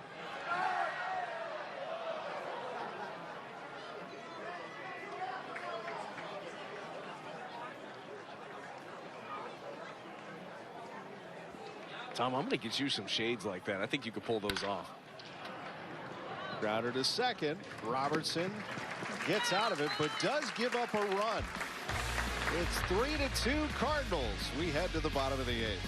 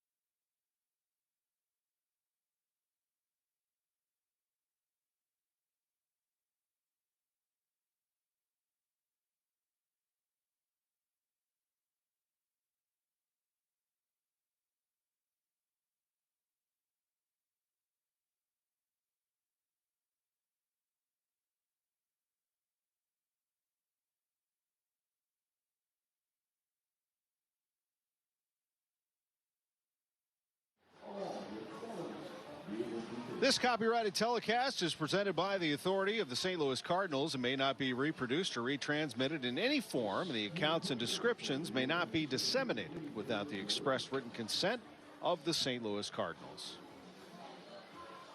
It's a nice day in Florida. The Cardinals and the Mets. Cards lead at 3-2. They bat here in the bottom of the 8th with Brad Thompson, Tom Ackerman. It is great to be along with you from Jupiter, Florida. We'll be back for another telecast on Sunday. Cardinals and the Marlins. They're giving us a Saturday off in Florida, Tom? Oh, my. Cardinals will be in West Palm Beach tomorrow. Bold strategy. There's a lot to do down here. But Cardinals fans everywhere following this team around. Here's Luken Baker. Come on now. Where's this home run? This first home run for the Cardinals. Well, not a bad pony to pick right here with Luken Baker. Watches that go by for a strike. David Griffin is the pitcher for the Mets.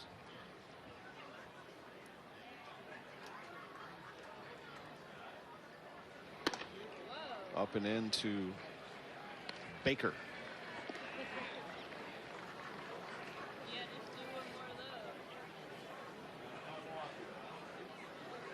Cards have Kaperniak on deck. Baker took a big rip. It was a little late.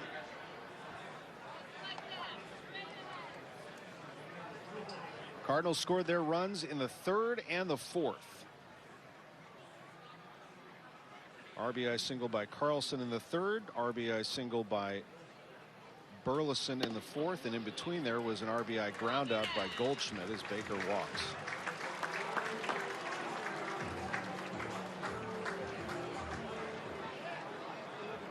Kaperniak's got some pop. Now, these are the at-bats late in the ball game. You're watching at home. You don't recognize some of these names, like maybe Matt Kaperniak here, but these at-bats for these guys are incredibly important. You get a chance to have the big league staff lay eyes on you, try to make an impression for as long as you're around camp.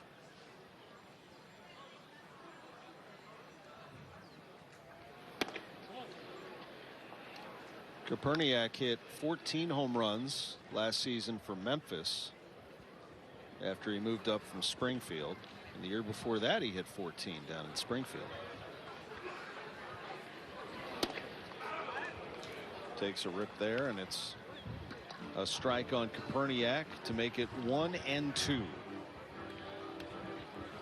We enjoyed our chat with Ollie Marmol today. That happened in the bottom of the third. Hope to revisit that, or maybe another member of the staff as we go along down here.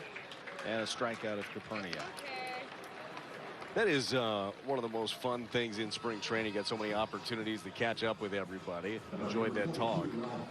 Theme tickets on sale.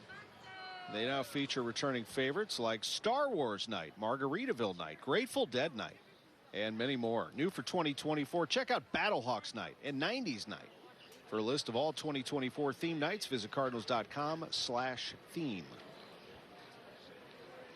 The theme nights are a blast. They are. There's so many good giveaways. You a Star Wars guy? Not really. You know, when I was a kid.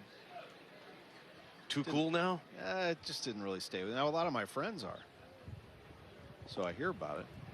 But no, I kind of. Back in the, Empire Strikes Back, Return of the Jedi, it's about where I stopped. Okay. I know. It's such a franchise. I got you. I'll be totally honest with you. Not a fan. Me? No. No, usually people look at me like I'm weird, but okay. Look, we're in. Now, we might be in the minority here. Another thing we have in common, BT. Beam me up, Scotty. I mean, I'm not against it. It's just like it's not my thing, really. Before I get all the hate tweets, I realize that is not Star Wars. Folks, you can see Brad Thompson is not a Star Wars guy as he references a completely different franchise in Star Trek. I love I don't know. I mean, I'll tell you one of the theme nights. That's a fair ball. That gets through for Rivas. And there are going to be runners at second and third, and making the turn is big Lucan Baker. He comes in and scores, and now the runner stops at third as that ball made its way down the right field line. Lucan Baker scores, and it is. And the ball ends up getting trapped out in the Cardinals bullpen. Lucan Baker's going to have to go back to third. They're going to have to send him back, aren't they? Yeah, he's going to have to go back, unfortunately. This ball, though, just skips over the bag, under the glove. Really had a chance to make a play over there, just whiffed it. So Baker was all the way in the dugout. Look at him go. It's a full head of steam right there. He went in the dugout. He was ready to call it the fourth run, and they said, hold on a second. That ball got caught up down there. You got to go back. He already had a cold drink on the bench. So it is second and third. They just kept on going. That's what you're supposed to do, aren't you? Like that. Yeah, run until somebody stops you. Yeah, that's right. But because of that, it was supposed to be second and third, and it is. Baker at third.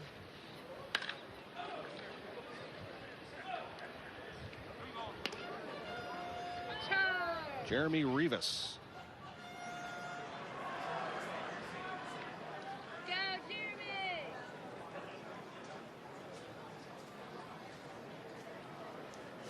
Infield in for the play at the plate. And Rivas watches it go wide. So the theme night that catches me is the Grateful Dead. That's mine. I like Grateful Dead and Margaritaville Night. When I'm down here, I start thinking about Jimmy Buffett and all those great tunes that he played down here. As this one's grounded to third. Looking Baker back to third. Nice play to get Rivas. So it'll stay at second and third. And the Mets keeping this game close. I think I do remember the Grateful Dead night. Didn't they have Jake's Leg playing at that thing? Good call. That's right. Jake's Leg playing. Go, Michael! Come on, get him home! Here is Michael Ciani. High in the air to right. It hangs up there and the catch is made, and that's all for the Cardinals here in the eighth. Still 3-2. Hang on. Can the Cardinals close this out next?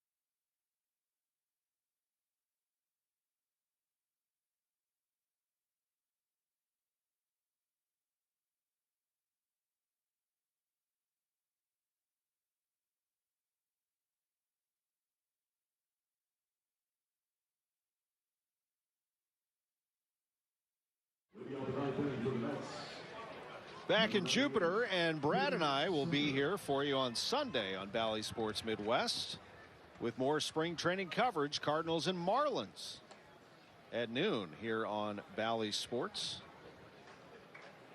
Sponsored by Budweiser. Ryan Fernandez on for the Cardinals. Ryan is the Rule 5 pick they took in the Rule 5 draft from the Boston Red Sox. Hard-throwing right-hander. And so JC bobbles it, but turns and fires and gets it over to Young for the out. Yeah, Ryan Fernandez, great opportunity here. Close out a game. Fernandez, you can see that fastball for him in the mid to upper 90s. Has a slider, has a harder, tighter cutter as well. Has a fantastic mustache.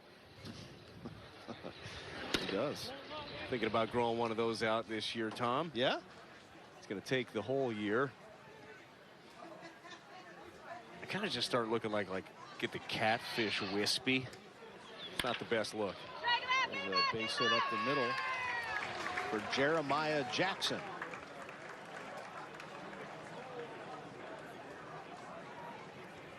Jackson gets a hit off the stash. Ryan Fernandez. Strong. It is strong. It is a great stash. Like, it is just the perfect. 12 groomed. Stash. Yeah. They're coming back. Trying to get Chip to grow one out. I think he could pull it off. He could do that.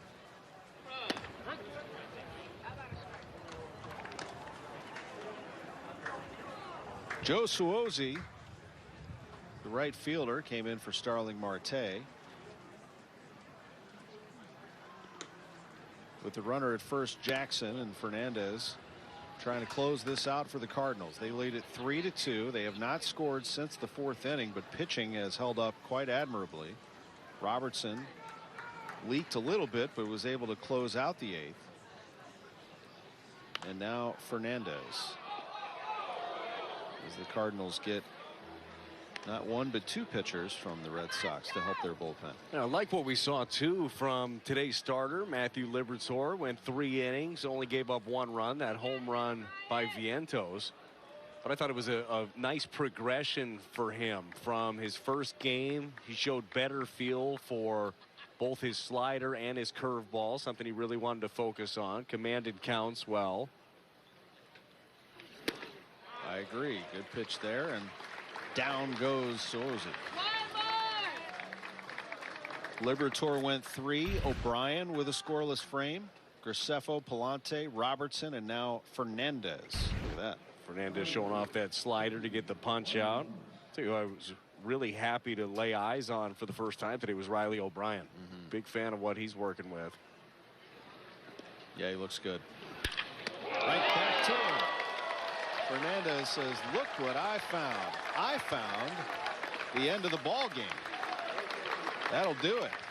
Fernandez embraces Pages and Ollie Marmol with a victory here in the Grapefruit League at home against the New York Mets. 3-2 our final. We'll be back to wrap things up right after this.